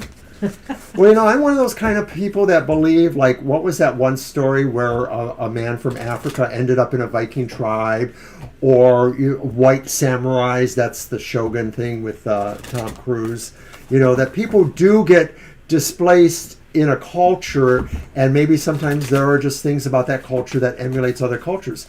To me, samurais maybe are kind of like another kind of realization of a certain kind of Viking, not just any Viking. But what do I know about samurais or Vikings? I don't really. I have action figures of each. That's why I'm saying look up the time frame too of some of these things. And I don't know if you were a samurai per se, but you had to fight for resources. Seems to me. I feel like it might have been around that time frame though. All right, so the first card represents something about that karmic romantic relationship from this past life, the one that we're sort of being drawn to, Andrea. And I don't know about shuffling. We're just getting these cards all the time. It's the Knight of Cups. Got one. This card has come up in almost everybody's reading, but I guess it is about love, right? It just may be the way it is. We're picking up on lifetimes where this card was important. So And this is everybody a had this. romantic kind of relationship. This is a relationship where there's a lot of heart and a lot of feeling like you're moving towards each other, but maybe sometimes you did move towards each other, but mostly it looks like a real gentle, romantic kind of relationship. It does, which leads me to wonder about these cards. Some of these are very good here. We have the Sun. We have the House. And, gosh, we have the Snake. Why is the Snake here? I have a feeling about this, and I'm just going to run with it. I do feel that this was a very romantic relationship. Absolutely. It's kind of like you both swept each other off their feet or something. There was a lot of attraction and hotness in the beginning here, and I feel that home-wise, you set up a great, successful home for yourself. There was happiness, there was joy, there was harmony. So why is the Snake here? This is just my intuition on this one calling me. And I feel here that there may have been outside forces, whether it was family, whether it was friends or people who were jealous of your relationship. Because Snake can be about jealousy. Snake can be about betrayal. Somebody wanted to bring your relationship down. Right. Somebody coveted one or the other of you or what you had. And especially because it was such a successful thing. I also feel like there were children that were very loved and cherished in this relationship too. Oh, you're Aries dealing with a Leo right now. Wow. That's a fiery matchup, that's for sure. Could be hot. Okay, so the next cards are the court cards. Who were we? The 2 court cards to represent both partners. So the next cards represent some sense of what Wait each a minute. person was. I will take those. You did this. Why did I have these? Oh, why'd you have both? Because you didn't get them back. Because you pulled these last time. So you do them now. No, because I pulled them last time and I gave them to you. And okay. Whatever. I got it. Why are you making me lose my focus? All right, let's focus. We're sorry, Andrea. We'll get back into this. I'm going to shuffle him for a bit. I think he's right, actually, now that I'm looking back on it. Of course I'm right. No, you're not. You're not always right. I don't think I have a bickering button on this scene collection, so you're safe. For now. All right. So we are looking for the core cards that describe the people in this relationship. And right off I get one. It's the reversed Queen of Wands. I really feel like I need to take that one. And then the next one is the reversed Page of Swords. So this is interesting because it almost feels like there's friction in this relationship, even if there is a lot of love. The Queen of Wands reversed, the Page of Swords reversed. Maybe there's a lot of love despite the fact that there are some things that don't quite equivalate. The Page of Swords could, in most respects, represent maybe somebody who is either immature, but maybe more likely somebody who is not diplomatic, untactful, awkward in social grace kind of things. Maybe that's why they were drawn towards the Queen of Wands, because the Queen of Wands sort of, in my mind, represents somebody that's a little bit of a rebel. Maybe they're more interested in sexual passion more so than romantic passion. And I'm not to say that they're totally unbalanced that way, but they play from maybe that sense first before things develop into the overall romantic passion. So I'm wondering if the romance was based on, some really opposite kind of attraction. Opposites attract, that kind of thing. Well, I'm going to have to disagree a little bit on the Queen of Wands. The Queen of Wands, to me, reversed is somebody who's a little bit subdued. That fire is more subdued in the reverse position. And so this reminds me of somebody who allows their partner to kind of control them maybe a little bit. Maybe they don't speak out enough for their own, needs and wants and desires.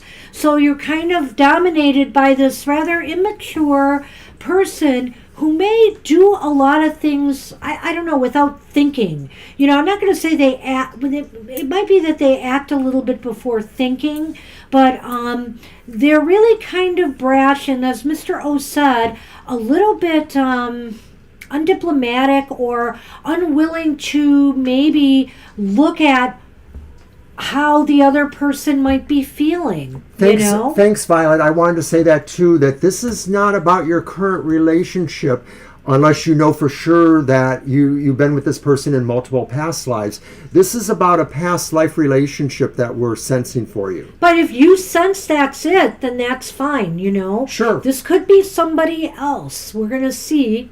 All right. It's from the past. So our next cards? Yes. The culture? No.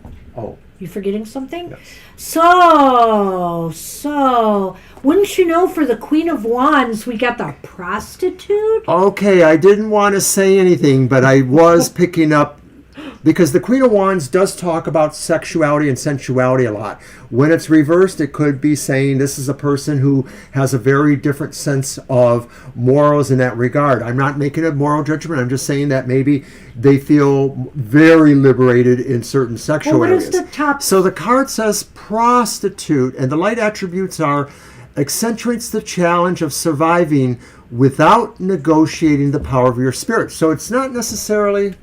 Go ahead. I'm sorry. You could have just said read the bottom one. It places material considerations and security above self-empowerment, which is really interesting to me. Go on. Well, because the Queen of Wands is reversed, I'm looking at the shadow side of this card. And so I think he's right in some ways, but I'm wondering here, I'm getting a whole new perspective. Wow. Sorry. On the snake. Who was the snake? Yeah. I'm wondering if it's the Queen of Wands here in a way, because the Queen of Wands may wanted the comfort and security and happiness of a home and got it because maybe this person was easy to manipulate and to control in some ways. Now, what I want to bring up to you, Andrea, and I think I said this in the beginning, is that you shared this past life with this love who is an important facet of all your lifetimes, but it doesn't necessarily have to have been a happy life here or a perfect life. There were issues here. You had what you wanted, but you were kind of betraying them. I feel like you might have had somebody on the side. Yet, this relationship has a lot of love going in Yes. it, and literally romantic love. Because you were getting what you needed from them. Well, maybe I suggest in this past life you were more polyamorous than you may have been in other lives, that maybe to you it wasn't a contradiction to have healthy, loving relationships with more than one partner. Now, conversely, with our friend there, the Page of Swords, I want to say the shadow attributes for that one are misuse of the power and knowledge that comes through spiritual practice. Well, And it's called the Alchemist. it's the alchemist. What I think I really get out of this card for this person, because the Page of Swords is kind of, well, he's not too sharp. And so I feel here he wasn't able to pull a lot of things in his life together.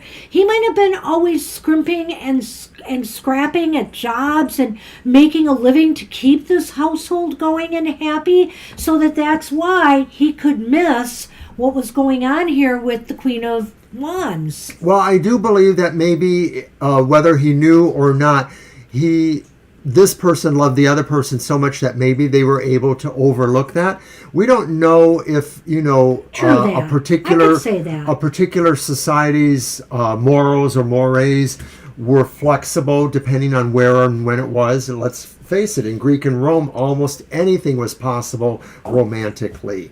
So let's take a look at where you guys might have been. Where did this happen? And about when? And I get the feeling that, of course, this does sort of resonate to your current life and relationship. So that's very interesting.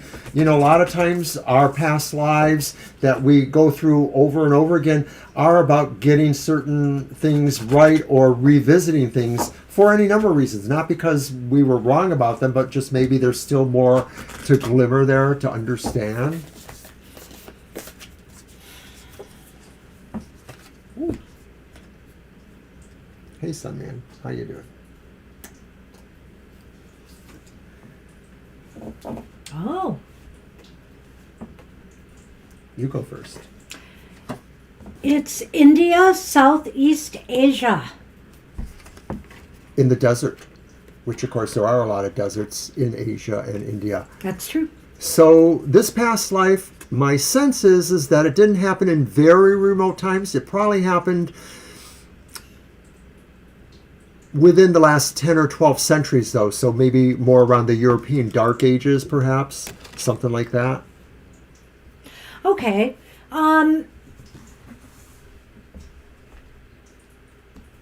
I'm looking for the context. Yeah, I'm trying to think. So what do you feel they did here? What do you feel like life was like?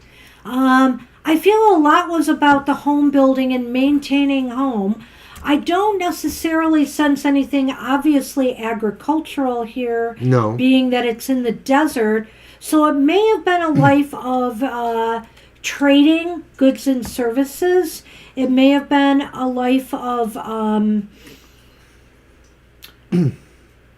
living in a small tribe or community.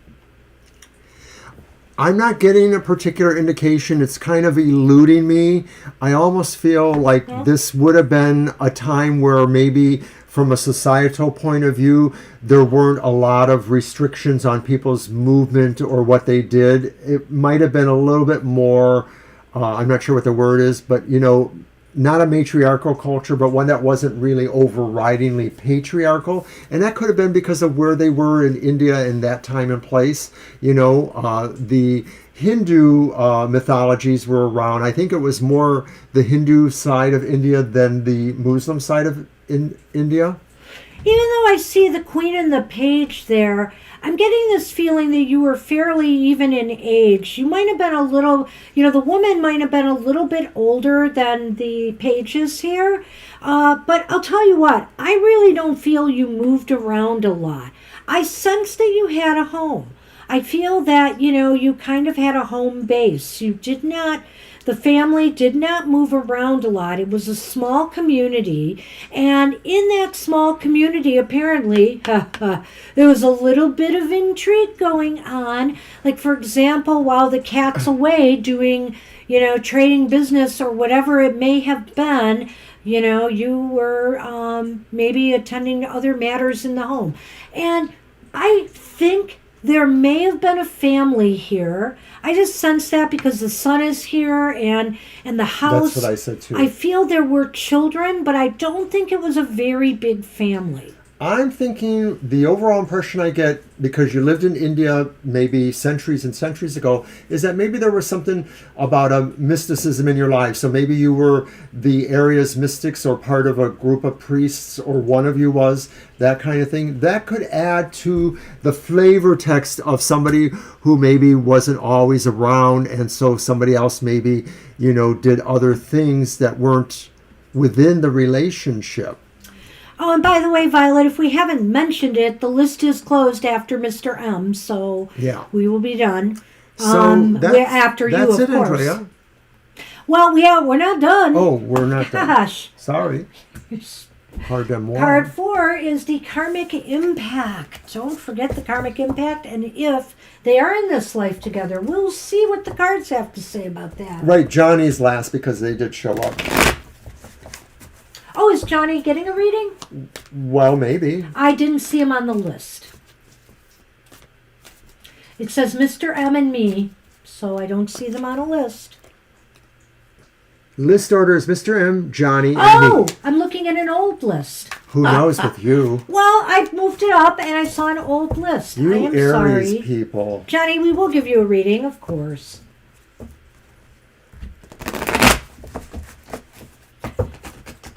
didn't see the list. We'll be getting to you soon, Mr. M. Right after this reading. Okay, so it's the next card. What is it? The Karmic Impact. Yeah. Very good. You can use my tablet. Strength. Wow. This is so interesting to me in a way, Andrea, because, of course, remember here what I said about you lacking some of that empowerment, some of that strength. He's went the other way, which is kind of interesting. I can see his perspective on this. Maybe what you have found in this life is that your strength comes through, and it might be because of this too. Your strength comes through more subtle approaches to things in love and romance. You don't have to be loud and proud, or you don't have to, it's subtle. It's subtle ways of manipulating, I hate to use that word, but, navigating relationships and your relations with your partner. Right. I feel that too. I just feel that the idea behind strength is always about, using compassion to be more trying to convince people to agree with you or to move towards your goals. Right. And so that's how I think you approach love is, through, I don't want to say coercion, but getting people to see things through gentler means. No fights, no arguments, using subtler approaches to get what you desire out of your partner or in your relationship. And so he's going to shuffle and let me pick whether this person is actually in your life right now. And before I do that, though, I think I would have to tell you that from an intuitive point of view, looking at all these cards, I wonder if one of the two persons was what was known in ancient times as a temple prostitute. Oh, a person who took offerings for the temple by giving sexual or sensual services. Well, that's so interesting, except we said the time frame was more recent. So. I said the last 10 centuries. And if it's in India, I don't know the culture. You're attributing Western shame. No, I don't know the culture, and I won't make assumptions. So he might be right. I'm just saying it's something I feel it could be one or either of the partners. Okay, so will you meet them again? 7 of Wands. I don't know. It looks like it's possible. 7 of Wands is somebody who pretty much stakes a claim for what they feel is important to them. And so I say this would be the result of sort of having a sense that you know this person or that you're being drawn to this person for a really definitive reason. Maybe it has already happened because you're mentioning, the Leo person. It could be. It could be that you have, stood out enough for this person to find you in this lifetime. But it could also indicate to me, and this is kind of odd here, that and I want you to take this in, Andrea, that there may be many, other souls from other lifetimes that have been vying for your attention in this lifetime. So it's possible that you are with somebody else. So I think, but somebody who also was important to you in this lifetime. So I think you need to search your soul and how you feel about this, if this is truly that karmic relationship or not. So it's really interesting to me. It could be, I feel, if it is not this person, it is somebody else that you have had a past life with. In some capacity. And remember what we've said. They may not have been a lover in your past life. They may have been somebody else in a past life. I know I was a little silly with that whole thing about, the temple prostitute stuff. But what I would like to say here in closing is, I'm losing my train of thought. Never mind. I can't remember. Well, that house and family was important, so I don't know where the temple prostitute would have time, but they found time to definitely do something a little bit deceptive, and I feel since this is all revolving about love. These things really are more reflective of the fact that in your own way or their own way, this person is an avatar of love. An avatar of literally that connection with a love goddess or something like that. Maybe they know it, maybe they don't know it. But what they do for love. I feel that might be you. I do too. Well, I hope you enjoyed that. All right. And gave you some food for thought at any rate. And Mr. M, you are up. All right, this is going to be fascinating. And we'll go into a little overtime to finish up Violet, and we'll be done. Oh, Johnny. Johnny will be after. Well, I think we'll call for Johnny and see if they're really here or not, because, they did leave early yesterday. Well, but we did do the reading for them yesterday, so maybe they'd expect... Did they say yes, Violet? I don't believe they did. I suggested that they do it, though. So, Johnny, if you're here, you should tell us if you're going to stick around for your reading. Thank you. Appreciate that. Oh, good. Thank you so much. Hope to see you again. All right. Are these yours this time? Yes. I take them gladly. And this is yours. I agree, Violet. So we'll see. All right, so we are on Mr. Maurice. Who was the love of your past life, Mr. Maurice? Let's find out.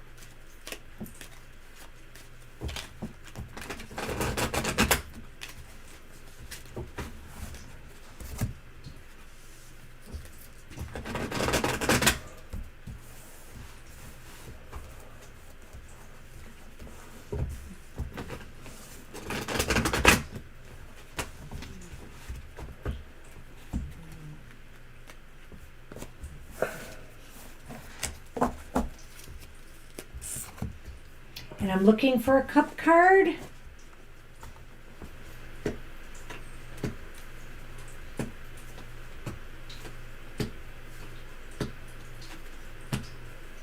I'm working for it this time. So tell me about a karmic romantic relationship from a past life. It's the Seven of Cups reversed. So you were very choosy in this lifetime, Mr. M. It almost seemed like you, out of all the choices you may have had in your life, you knew what you wanted and you were going to pursue it. There's a sense of destiny here, too, because this could be just really how the other person in the relationship felt, too. But it was the idea, really, that there was something really destined for you to choose each other, or for one to choose the other, out of the other choices, because there were other choices. Right, and options. So what do you got there to add? Destiny, the star. So it is about destiny. It is about a karmic relationship. Yeah, it absolutely is, Mr. Maurice. It may have been that this is one that keeps coming and coming. However, we do have a snake, so maybe there is a karmic lesson or thing going on there. And then we also have the clouds. Yeah, so there was a little bit of difficulties in this life. I think that...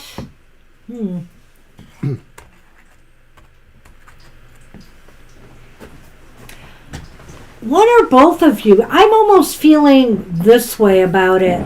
One or both of you, am I all washed out and you let me go the whole show like that? I think it's the cards that are washed out. Okay, we're going to look really dark now. No, we're not. Okay. Yes, we are. Okay, fine, I'll turn it back on. You know what, can you dim it a bit? Maybe if you, no, this light, dimming it a bit. I know what you said, okay. But I don't care. Shingles doesn't care. Okay.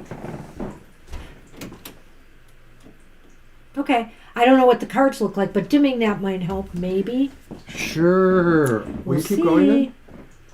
What I wanted to say about this, Mr. M, is that I sense here that betrayal and a lot of maybe relationships that just did not pan out led you to each other, and you pursued each other. It's either with one or both of you.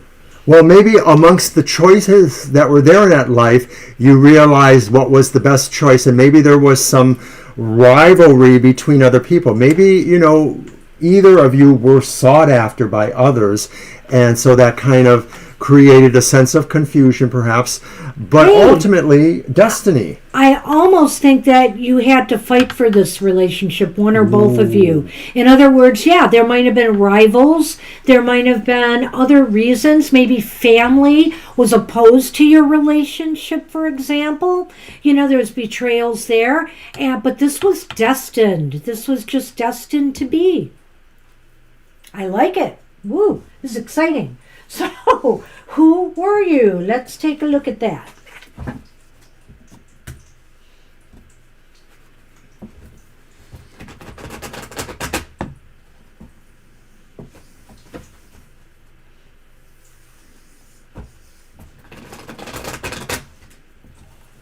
And I just want to say I'm very happy that work restriction thing happened for you too, of course. Oh, Mr. O. While I'm doing this, you're going to pick the archetype this time. Okie doke.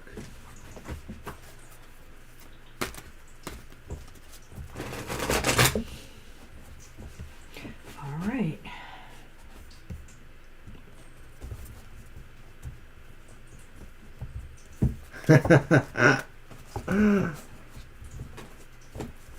Oh, you won't believe who came up again. I will. And 2 repeats. But like I said, Well, we are dealing with love. we're dealing with also maybe astrological associations, other things. Okay. These are archetypes in their own way. The court cards are archetypal personalities. So, Go ahead. one of you was definitely a lover type. There it is again. Lover That boy. Knight of Cups. And then the other was maybe a little bit irresponsible with resources and stuff. We have the King of Cups here. Spendthrift, didn't want Maybe to somebody spend who, or manage well, things. but looking at this in the romantic sense, maybe this is somebody also who had trouble controlling their emotional urges. Oh, yeah. Good point. So somebody maybe who was overly emotional to the point of maybe paranoid or accusing you of bad things, or if it wasn't about the rival stuff. So then, going with the Knight of Cups is the visionary. Oh, that's so interesting. Light attributes, capacity to envision what is not yet conceivable to others, willingness to proclaim a vision without regard for personal growth. So this person was very evolved, especially in the way of romance and emotions. Yes. They really understood human hearts, their own as well as others. I'll be talking about that in a minute. I want to go on and see the other person. The other person, whoever it was the king, but the dark attributes, the shadow attributes of the king, and it's another king, Yeah. king. So that's interesting. The shadow attributes say expressive feelings of entitlement, rulership without restraint. So very interesting, because it seems like there was a really interesting love affair getting to the altar or whatever, was that. And just because something is destiny and that you wanted each other doesn't necessarily mean, again, it's going to be all love and roses. So these shadow attributes, excessive feelings of entitlement, rulership without restraint. One of you, and I'm almost sensing it was whoever was the male, and remember Mr. Maurice, or the head of the household, let's put it that way. Remember Mr. Maurice that, I wanted to say something and I lost my train of thought. You could have been a male or female in a past life. I don't believe we are consigned to, gender in each life, that we're always going to come out the same. I think that might be possible for some, but I don't think that's a truism for all. So the king is here, and these shadow attributes indicate somebody to me who was controlling, domineering a little bit, and expected to get what they wanted out of this relationship, to be served in some way, And the knight here is such a romantic and and with this visionary attributes, this is somebody who I felt unconditional love for this king, who apparently was not all that. Well, it may have been a bit codependent, even if it was really realized love. There may have been a codependency there. Maybe that was because if they had a power differential, one was female, one was male, that kind of thing, they really relied on the other person for a lot of things. And you know what? I also wonder here, Mr. M, if this stuff that I said here about possible not so much interference, but well, yes, I guess it's like interference. People were kind of jealous. They wanted what you had, maybe, or they felt, I maybe think they wanted what the one had. well, I think what they wanted to do was maybe they were not happy with you getting together for whatever reasons. Whether it was material, they felt one wasn't good enough for the other, etc. But this king pursued this. I feel this is where this card comes in. I feel here this king wanted what they wanted, and they were going to fight for it. They were going to stand up for it because they felt it was what they deserved. It was their destiny. So no matter who you were, you ended up in this relationship like that, where one person was more or less owned by the other. They felt that they loved the other because maybe that was the conventions of the time. You're married, you stay there. They were really faithful to that. But I also feel too that the drawing of the persons to each other did rely a lot on these visionary aspects. This king saw in this person something really spiritual that pulled them. Maybe it changed the nature of the relationship and altered this person to be a better person over time. Where was it? Where and when? Good point too, Violet.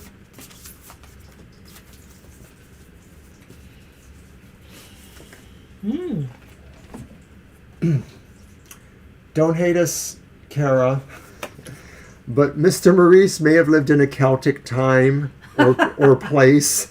Well, it's Celtic. It may not be Viking. Right. They were I'm similar. sensing the British Isles. I'm sensing maybe, well, let's see, because wherever it was, there was Fields. Ireland comes to mind. So maybe you lived in Ireland or a very country kind of part of the UK area. And I feel with it being Celtic, we're going back to that more ancient, Yeah. possibly before the turn of the century, BC. Yeah, times here. And maybe this The time of kings. And this, right, that, well, yeah, I'm thinking here, well, I'm not saying you were king or royalty, but I am thinking here that era. maybe you did rule over, or, in this relationship, there was some kind of estate. Somebody was a kind of an manager. estate with fields and farming that you may have ruled over. So maybe there is a castle involved here, even. Well, you could have. One of the persons could have been the person who took care of these properties for a king or a court. Ireland has a lot of castles for different nobility, not just the king and queen. Right, So I dukes, suspect counts. here you might have been more in a noble class, and it was during these time periods. Well, some of this sounds like it could predate the castle building. So let's just say you were in a more noble class in this community, and that, you had some power here. And so with that comes this kind of thing where families, who may want their child to be consigned to somebody else, or they don't feel that they want, maybe warring factions, families that don't get along, feudalism kind of warfare. Do you think it could have been during, well, it's not Celtic feudalism, but... I don't know, but you're absolutely more Irish than we are. Neither of us have any... Oh, interesting. We don't have any Irish, I have no British. idea. I'm not going to say because I have no idea, but my guess You feel drawn is... to that. I mean, well, I know Mr. M. I've been there before. I believe I've had a past life in Ireland. I feel I've never been to Ireland, but I always think about it a lot. I just gravitate there, and I know I've been there before. We're typical Eastern European descent. Yeah. So, I mean, past life, I definitely spent one there. So, I feel here that this is what it was, and I think that there was some factions that wanted to keep you apart. Right. If this was kind of like a scene of some sense of nobility or aristocracy... Deceptions, betrayals, some tensions. One or both of you were in privileged, favored areas, but therefore also, this is like the court system, they just figure out who should marry who should be with who to preserve monarchy or power, So sometimes you didn't marry for love back then, you married for your family. This sort of sounds like you figured out, either of you, how to kind of do that, although maybe that's what the snake is about. The deception of not marrying for family reasons, but marrying because you really did love each other. I don't know. Maybe that's not where my intuition is leading me, though. Got it. But you could be right. So you just got to figure out what resonates more with you, Mr. M. And ultimately, well, not yet ultimately, but what is the karmic impact for you on this life? I'm going to cut them in. I'm going to let you... No, I actually pull one here. That's right. You will pull the next one.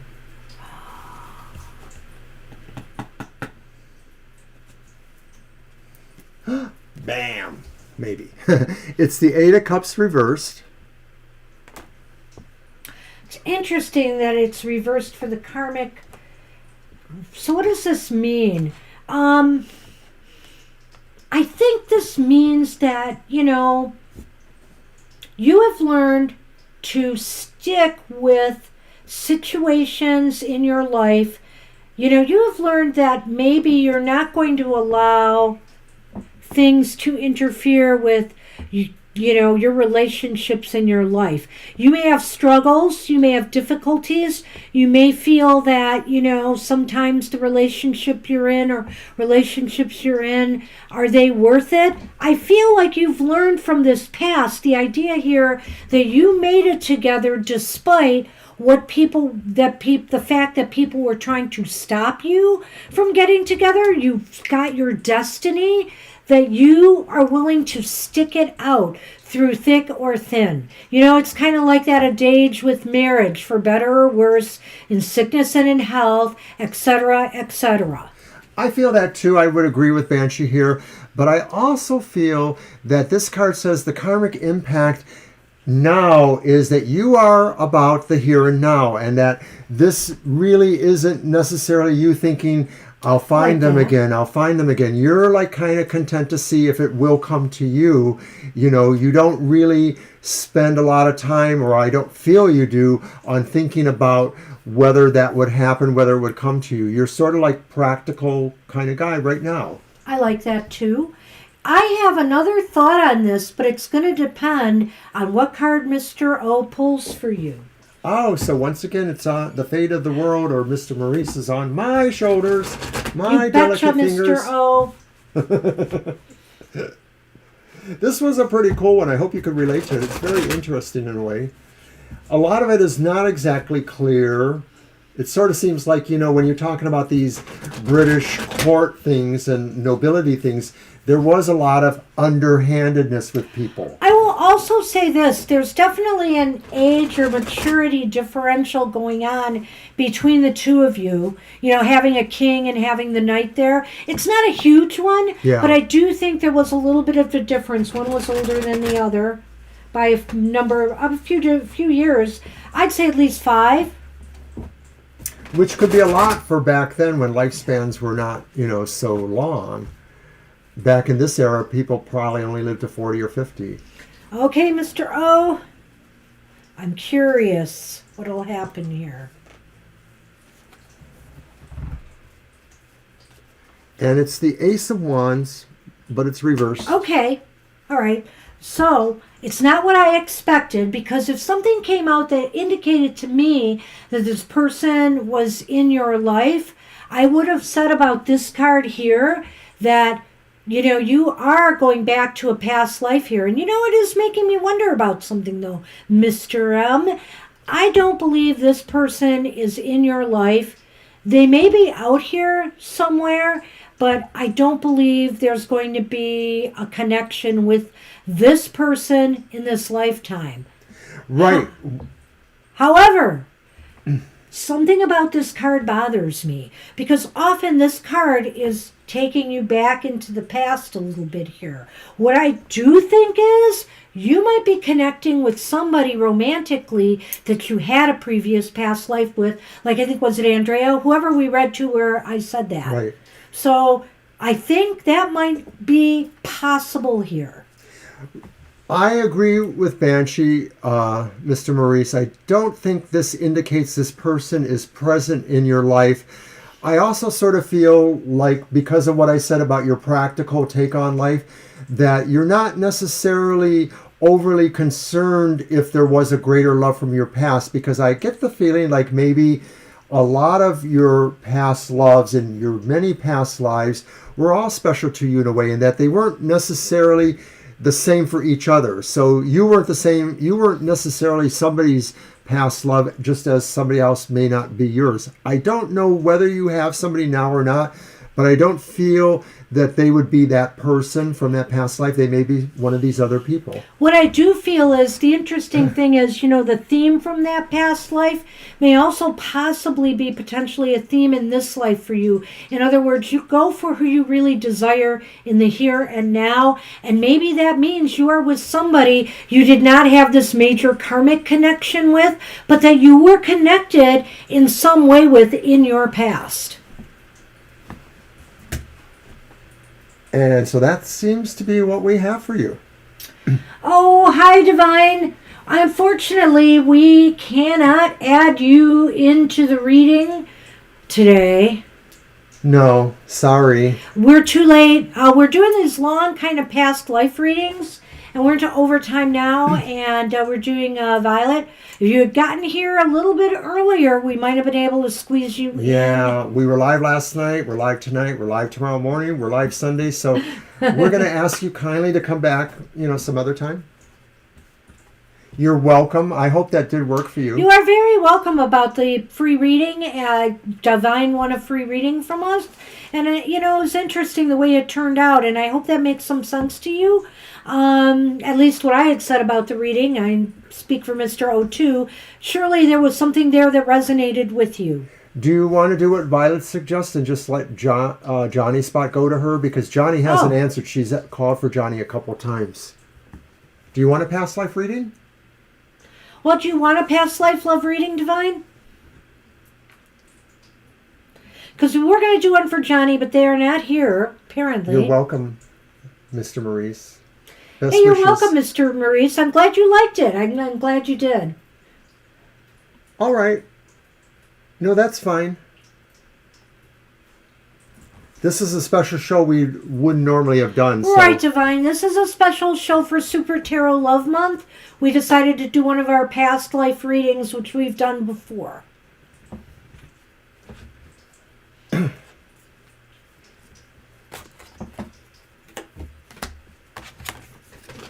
Okay, Divine's in. Let's do it. Yeah, cool. I definitely want to check out your past life.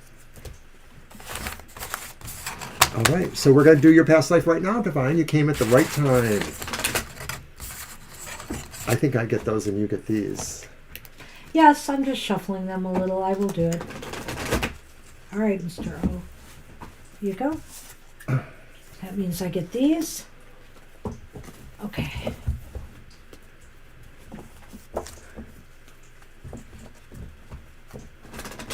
All right, Divine, you are up. So we're going to get right on it. So the first card, Divine, is something about a karmic romantic relationship from the past.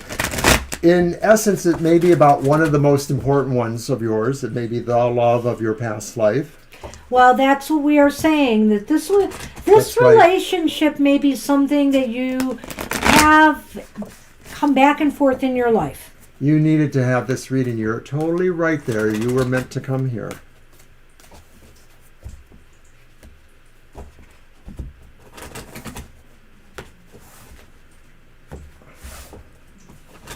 Shall I? Yeah, you always go first.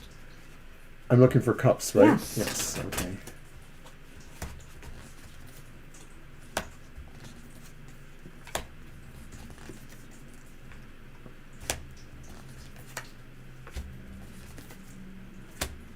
It's going to be a long haul.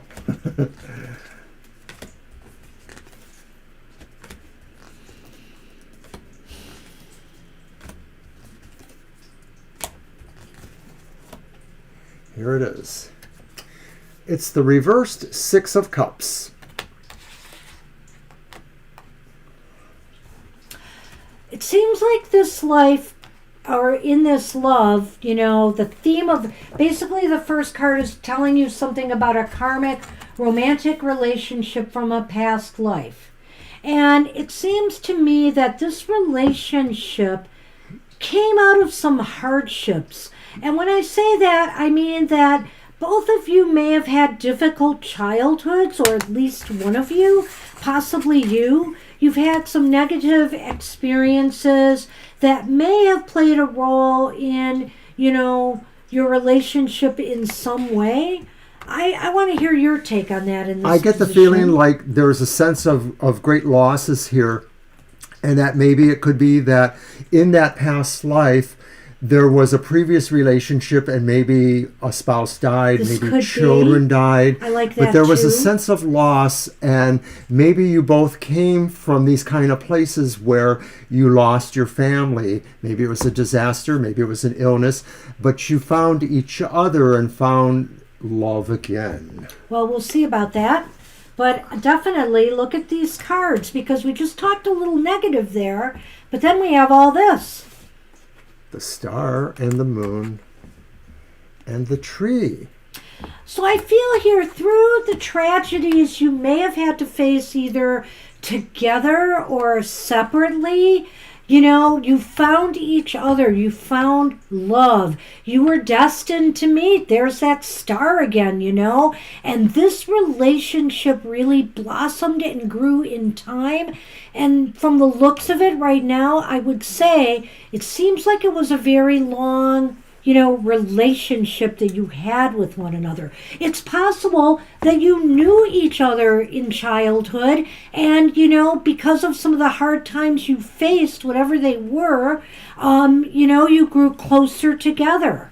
There is a supreme sense of a destiny here, that this life, whenever it was, you meant very much to each other. And I think it was more about the sense of shared loss. The shared loss is what helped you grow together, because you realized you had only each other and nothing else. And so you found your destiny in that sense of coming together to heal yourselves.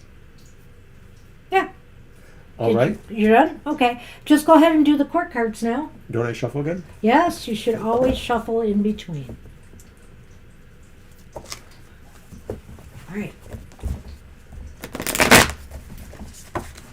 So who were you each in this past life? What kind of persons or people were you? What were attributes or situations about you? That's the last question. The last card tells us whether or not you may see them in this life, or if you already have. This is a kind of a longer reading, Divine, so be patient with us. Okay, so this is one of the persons. I go for quartz. Yeah. Yes. Sorry, I'm just going to keep saying It's all that. right. You've got this here. One of the Guide persons you. has the Queen of Pentacles reversed.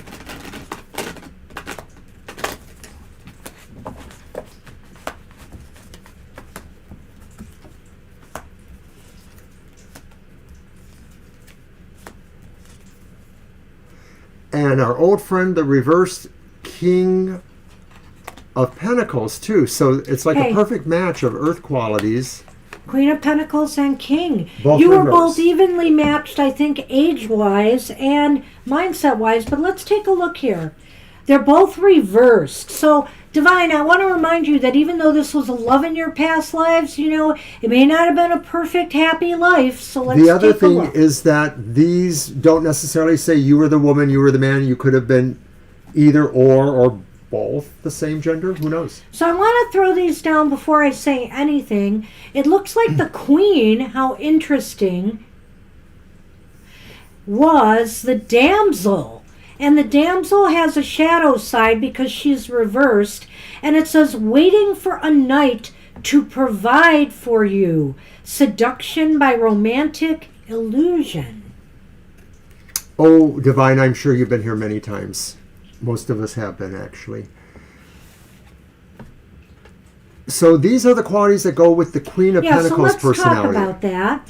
So basically, I feel like here, this person, this queen, who could have been an earth sign, was waiting for somebody to come and sweep them off their feet and provide for them. A damsel is like somebody who relies on others to protect them. Remember the idea of the damsel in distress. So this is somebody who's looking for a protector, a provider, somebody who would take care of them. This person felt maybe that being most likely female or somewhat weaker for whatever reasons, they needed somebody around them to be stronger to protect them. This does not say that they didn't love them, but that there was a need that maybe also was a big part of that. What's interesting to me is what I have for the King of Pentacles here, and I have the Judge. But remember, it's the King reversed, and so I'm going to read the shadow attributes, offering only destructive criticism, misusing business, legal, or criminal authority. So it's interesting here, this king, this person, does not sound like they were necessarily a very, they may have had some criminal orientation. They may have abused their power in some sense and control over others. And as far as the relationship goes, it's interesting here because the damsel was looking out for protection, but sometimes when a person is looking for somebody to take care of them, they become too submissive and they allow people to be rough and rude over them. So this person might have been somebody who was constantly criticizing what you would do. Oh, you're not doing that right. You need to do it this way. Somebody who was like a micromanager, in the relationship.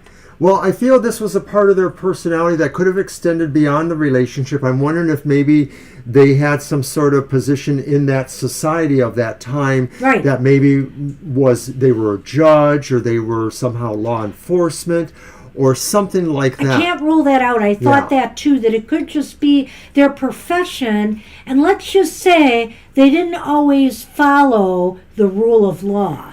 But I want to go back to this, though, that just says that what bonded you two together in the past life, no matter which personality you were, whether you were that one or that one, was the fact that there was shared loss or shared need from earlier in your lives, childhood or whatever.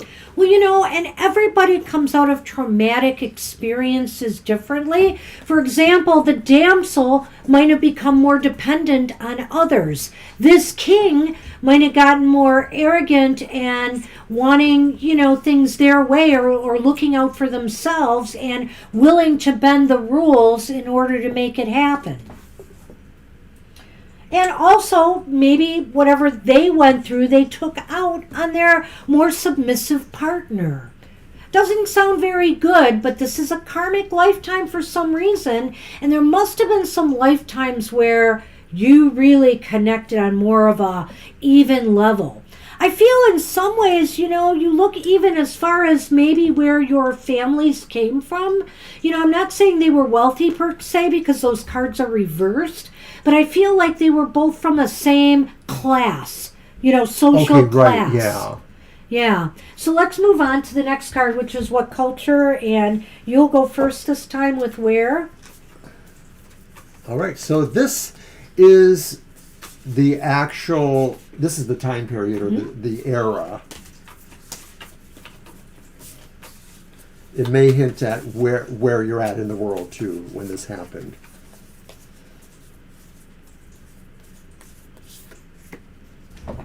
All right, so this may have been a more remote part of history. It says indigenous tribal. So this could be in a number of places around the world where maybe people were more of a tribal society than a more modern society.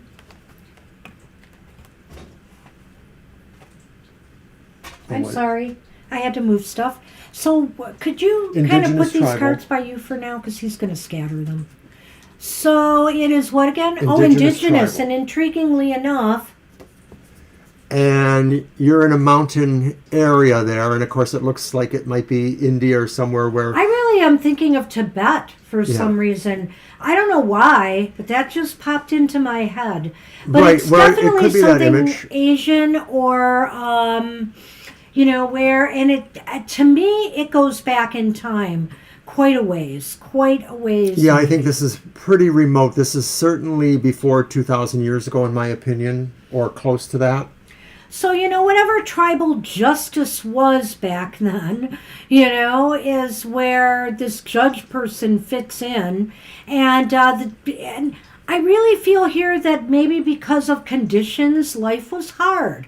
Life was hard. And so, you maybe had to scrap. And, with those pentacle cards reversed, I really feel that resources may have been scarce. And so, that kind of pulled you both together, and you did stay together. I really feel like your love grew in time. There's a destiny here. There's a reason why you had to come together and experience that lifetime. I'm wondering if maybe the idea of your attributes really kind of tempered each other in a way, that the damsel personality, whether that was you or not, really did appeal to the more judgmental person, or vice versa. And that somehow, despite these sort of variances in operating styles or emotion behaviors, there was a resonance for you guys. Right. But like I said, with the queen, and I really didn't focus on the queen and the king all that much.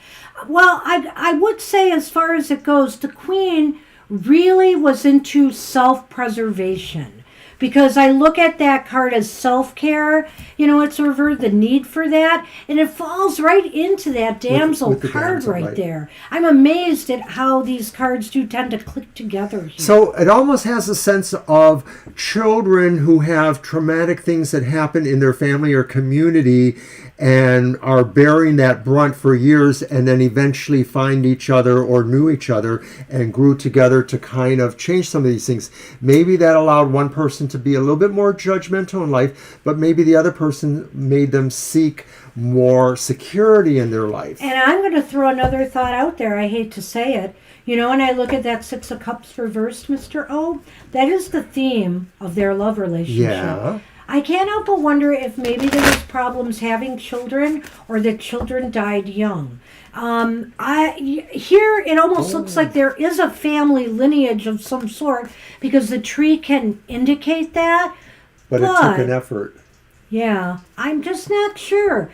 Maybe that sorrow doesn't stem from the childhood so much as your shared sorrow of not being able to have children. In many remoter periods of time, childbirth was a little bit more risky, and people had lots of children because you were never assured which ones would make it to adulthood.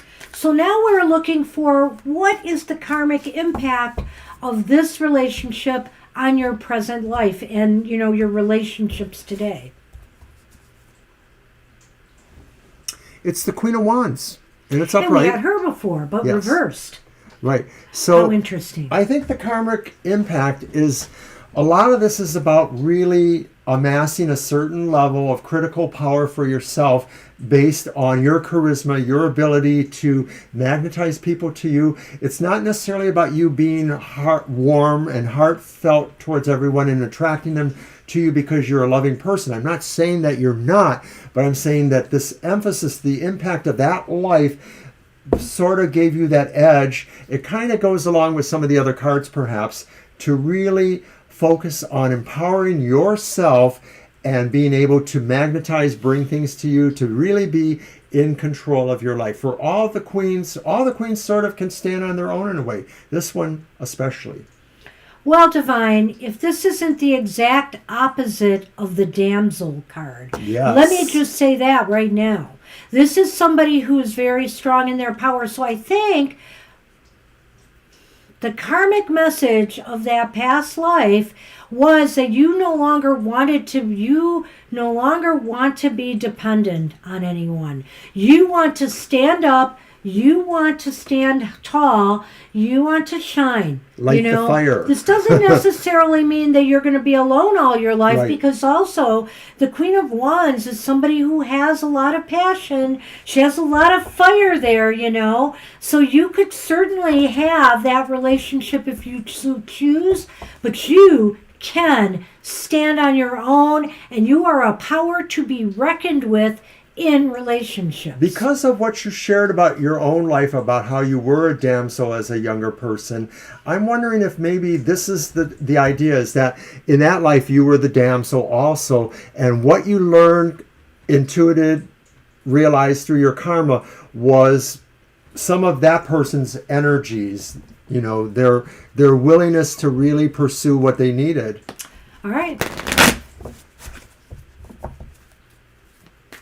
So this is it. I'm going to pick to you the card that will determine if this person is in your life, if you have met them or not, or if they're just not in this lifetime right now, which is highly possible. We don't always incarnate together.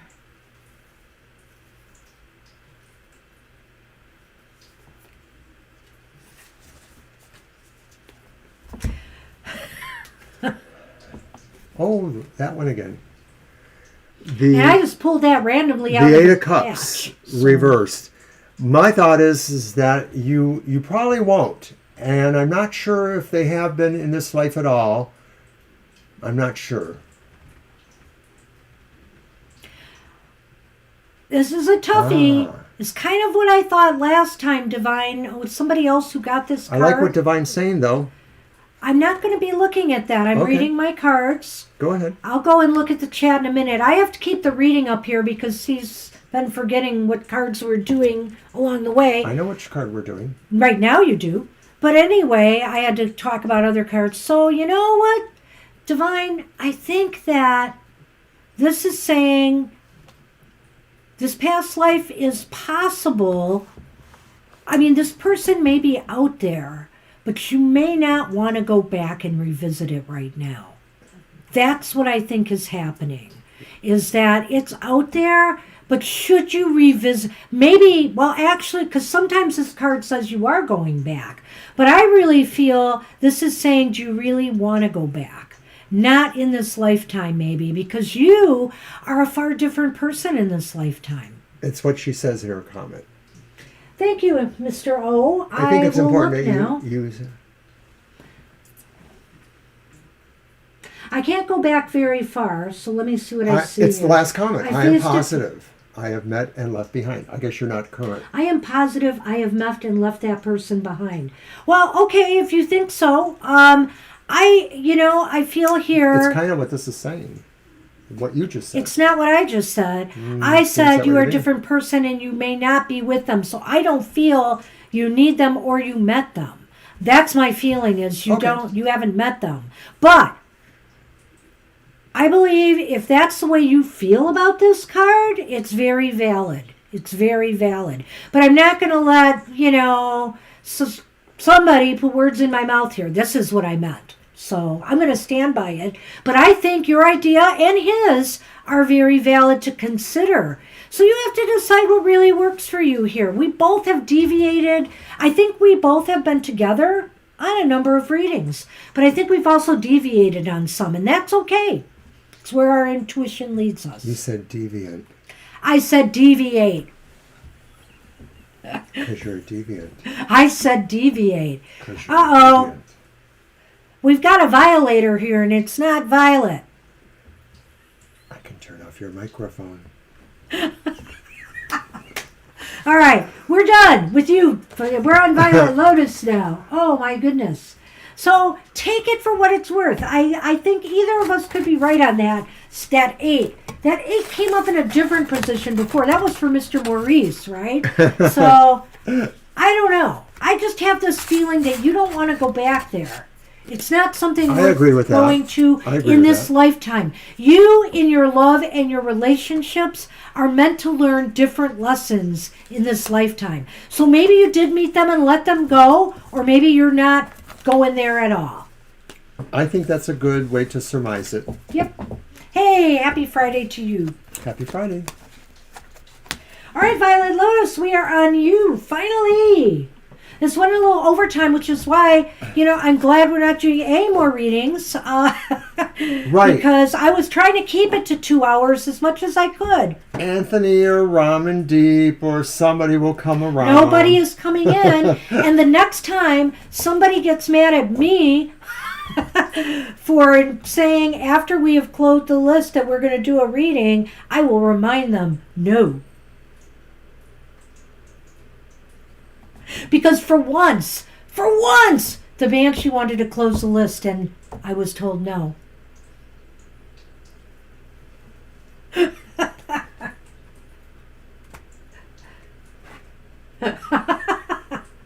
So, anyway, proceed. With what? Well, who's doing what this time? Are you doing those again? No, I'm not. Didn't I do them last time? Then hand them.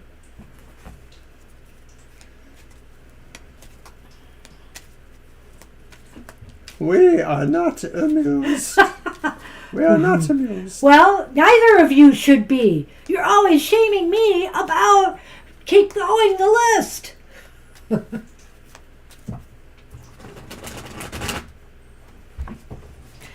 Oh, look at the sun, man.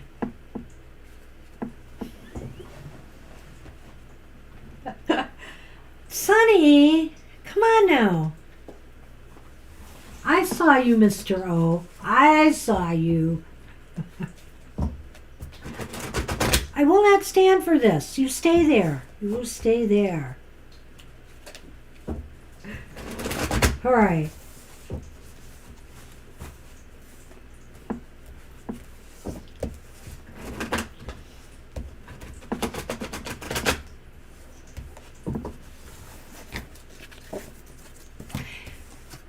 What's up? Oh! Anthony will be showing up any minute. No. Just turned over the anchor. It's just not going to happen.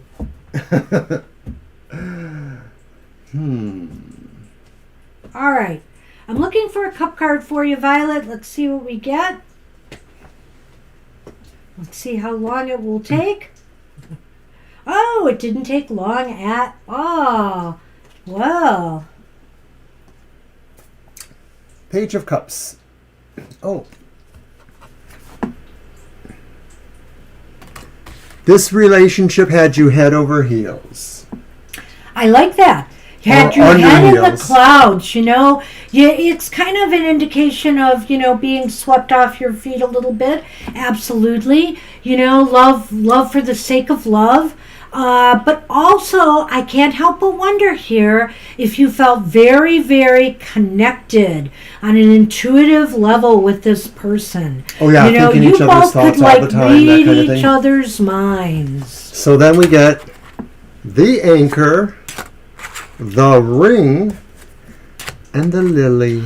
You two. This was really great. Were very committed to each other.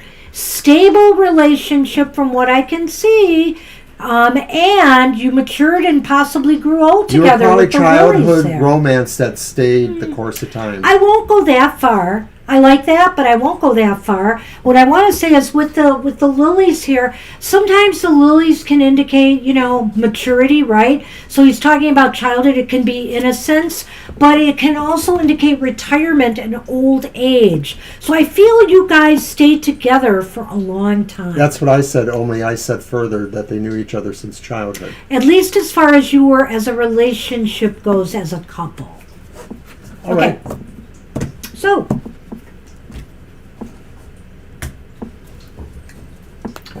who were we?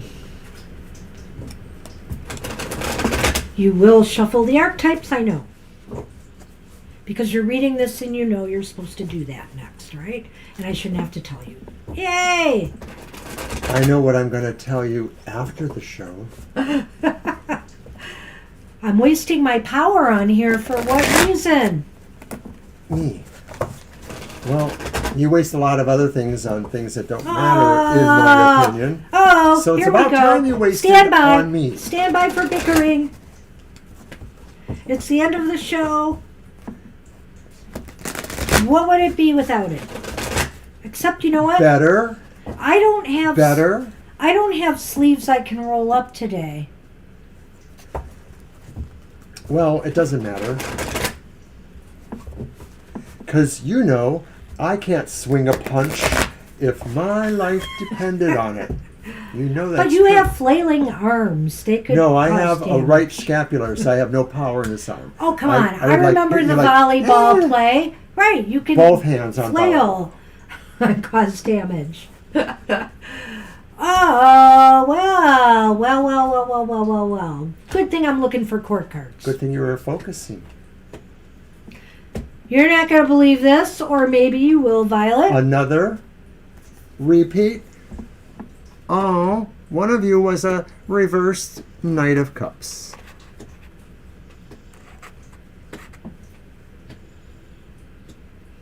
And the other court cards are hiding from me.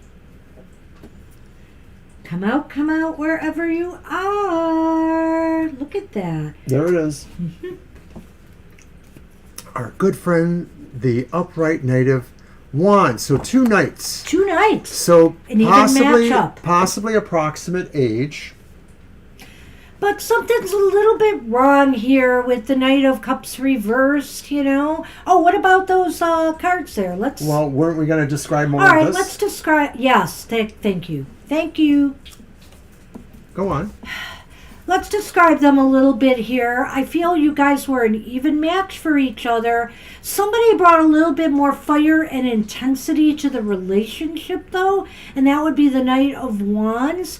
And the Knight of Cups may have been a little bit moody and a little bit mopey in the relationship, and maybe perhaps a little bit needy.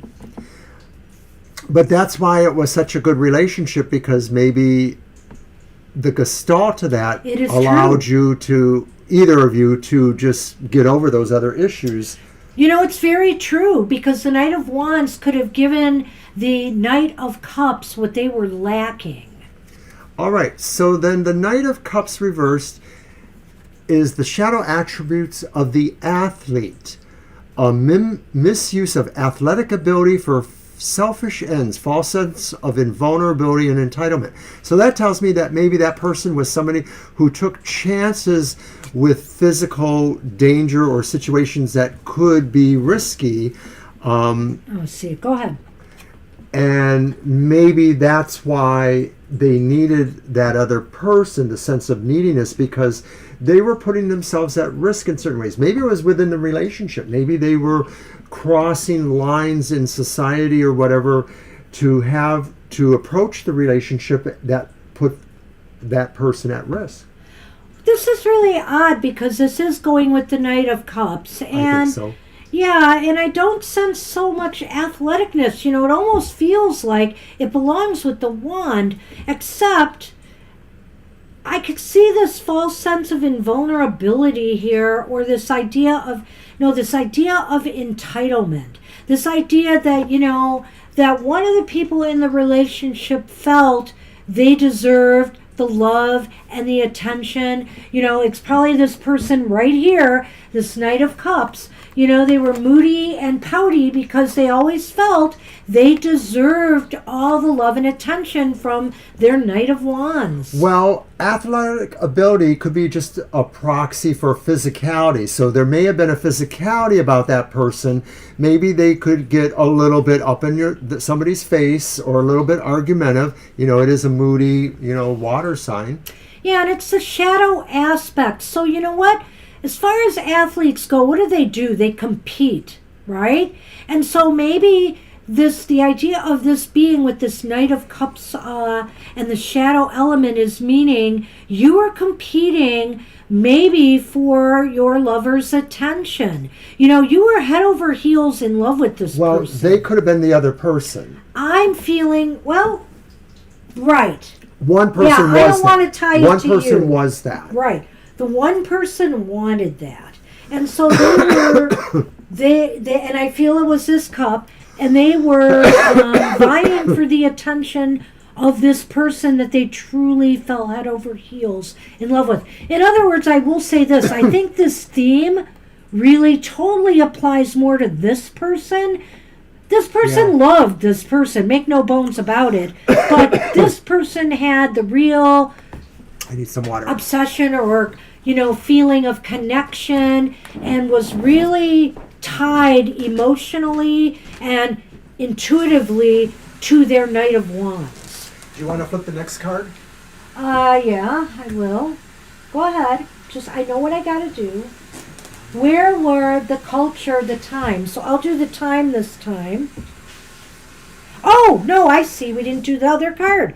Let's take a look at the Knight. I told you to. I know you did, but I thought of the other card being the next card. Right, because you're better than me. Okay.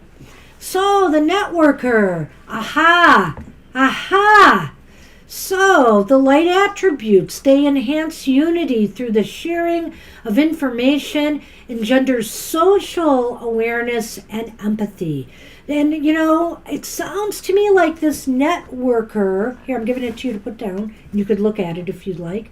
The networker, what I said here, this person was vying for this person's attention because this person was very social or very much into other people's lives. Maybe they were a counselor of some sort, or we'll have to see where they came from to get more information. But they definitely were involved with other people, and this person had to always vie for their attention. Wands are, of course, the charismatics of the tarot, so I think this person was charismatic, and those attributes there, everybody wanted to be with that person. If they didn't want to be with that person, they wanted to be the person. So it's really interesting. It sounds, truly like it fits. It fits that card. All we need is the Queen of Wands, the jealous love personality. Okay. So the next card is from here. You're doing this one this time, right? Or yeah, I think so. It doesn't matter. Okay. I think I did that one last time. I don't remember. Hi, Lena. We cannot read for you tonight. Nope. The list is closed. We're sorry, Lena. We're way into overtime. This is just a past life love reading, so... Yeah, we're almost an hour over. We weren't taking we questions. Really Gosh, I hope not an hour. I have to check something out on TV. It's almost an hour overtime. All right. We're ending your reading, Violet. No, I just want to see what show I missed so I can look it up on demand. But it's okay. All right.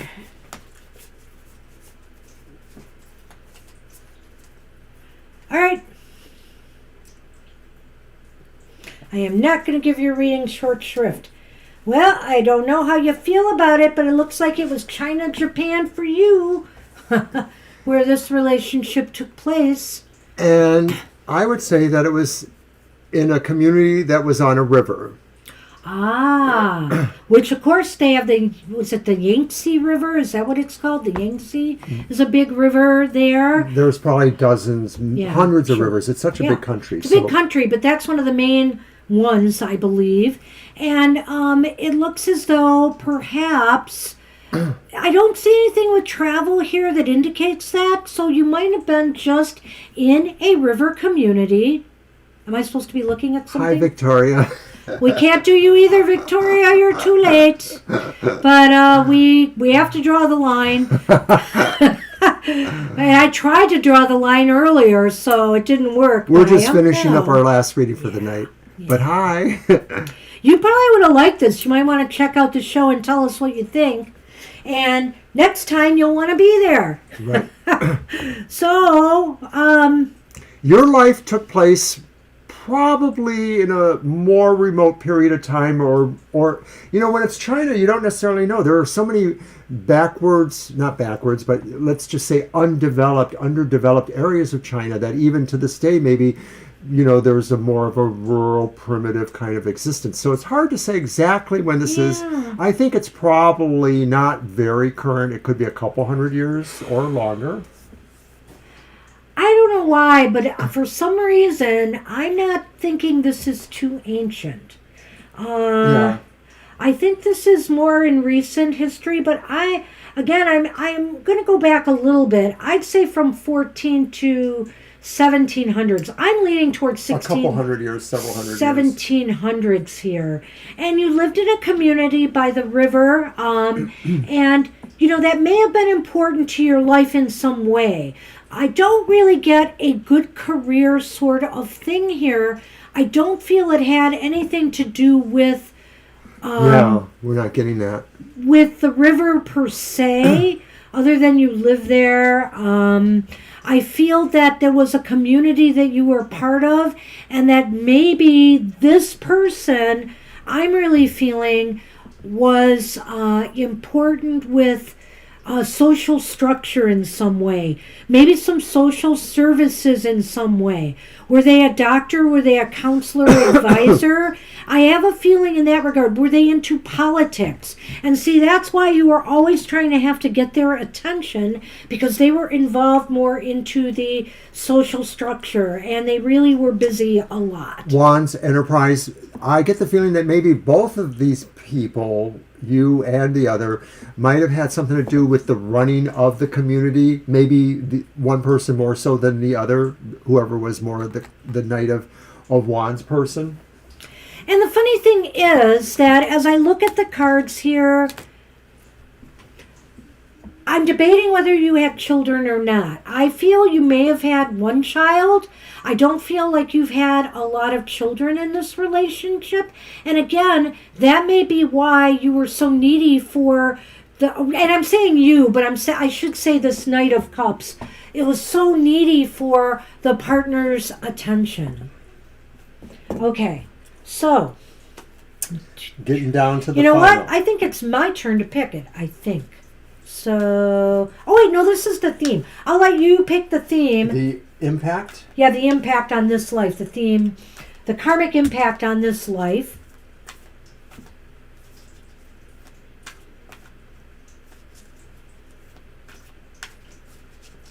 Well, maybe we'll see you tomorrow, Victoria. We are on tomorrow morning, but you are a night person. You are a night person. Okay, so the karmic impact, what stays with you to this day, or what will come to you, is the Page of Swords reversed. And maybe that's the idea that, to some degree, you have to be more circumspect about people and relationships in general, that people may try to fool you, people may accidentally say or do things that are not intended. This is saying maybe your abilities now, or your sense of this now, is to understand that and to not necessarily take people at face value, that maybe there is always something a little bit deeper, which is why you're a mystic. Well, this is interesting to me because I'm trying to tie it into what you went through in that life. I don't see any major traumas. I don't see any, like we've seen with some of the other cards, that there might have been, physical difficulties. You didn't have enough to eat, etc., like that. I don't see any of that. No. I do see this dependency on your partner. And so with the Knight of Swords reversed here, or page, I'm trying to figure out exactly what it is the takeaway here. And I almost feel it's as if the takeaway is that, you have to be a little bit more understanding of a partner's Flaws. No, not flaws, but the fact that, that they may have to spread themselves a little thinner than you like. They can't give you, all the attention, nor should they. Maybe you realize now that, you have to be more, you have to be less dependent and more independent. So then finally, will you meet, or have you already met this person in this lifetime? You have to be an independent thinker too. I don't know. It's interesting to me. I can see that.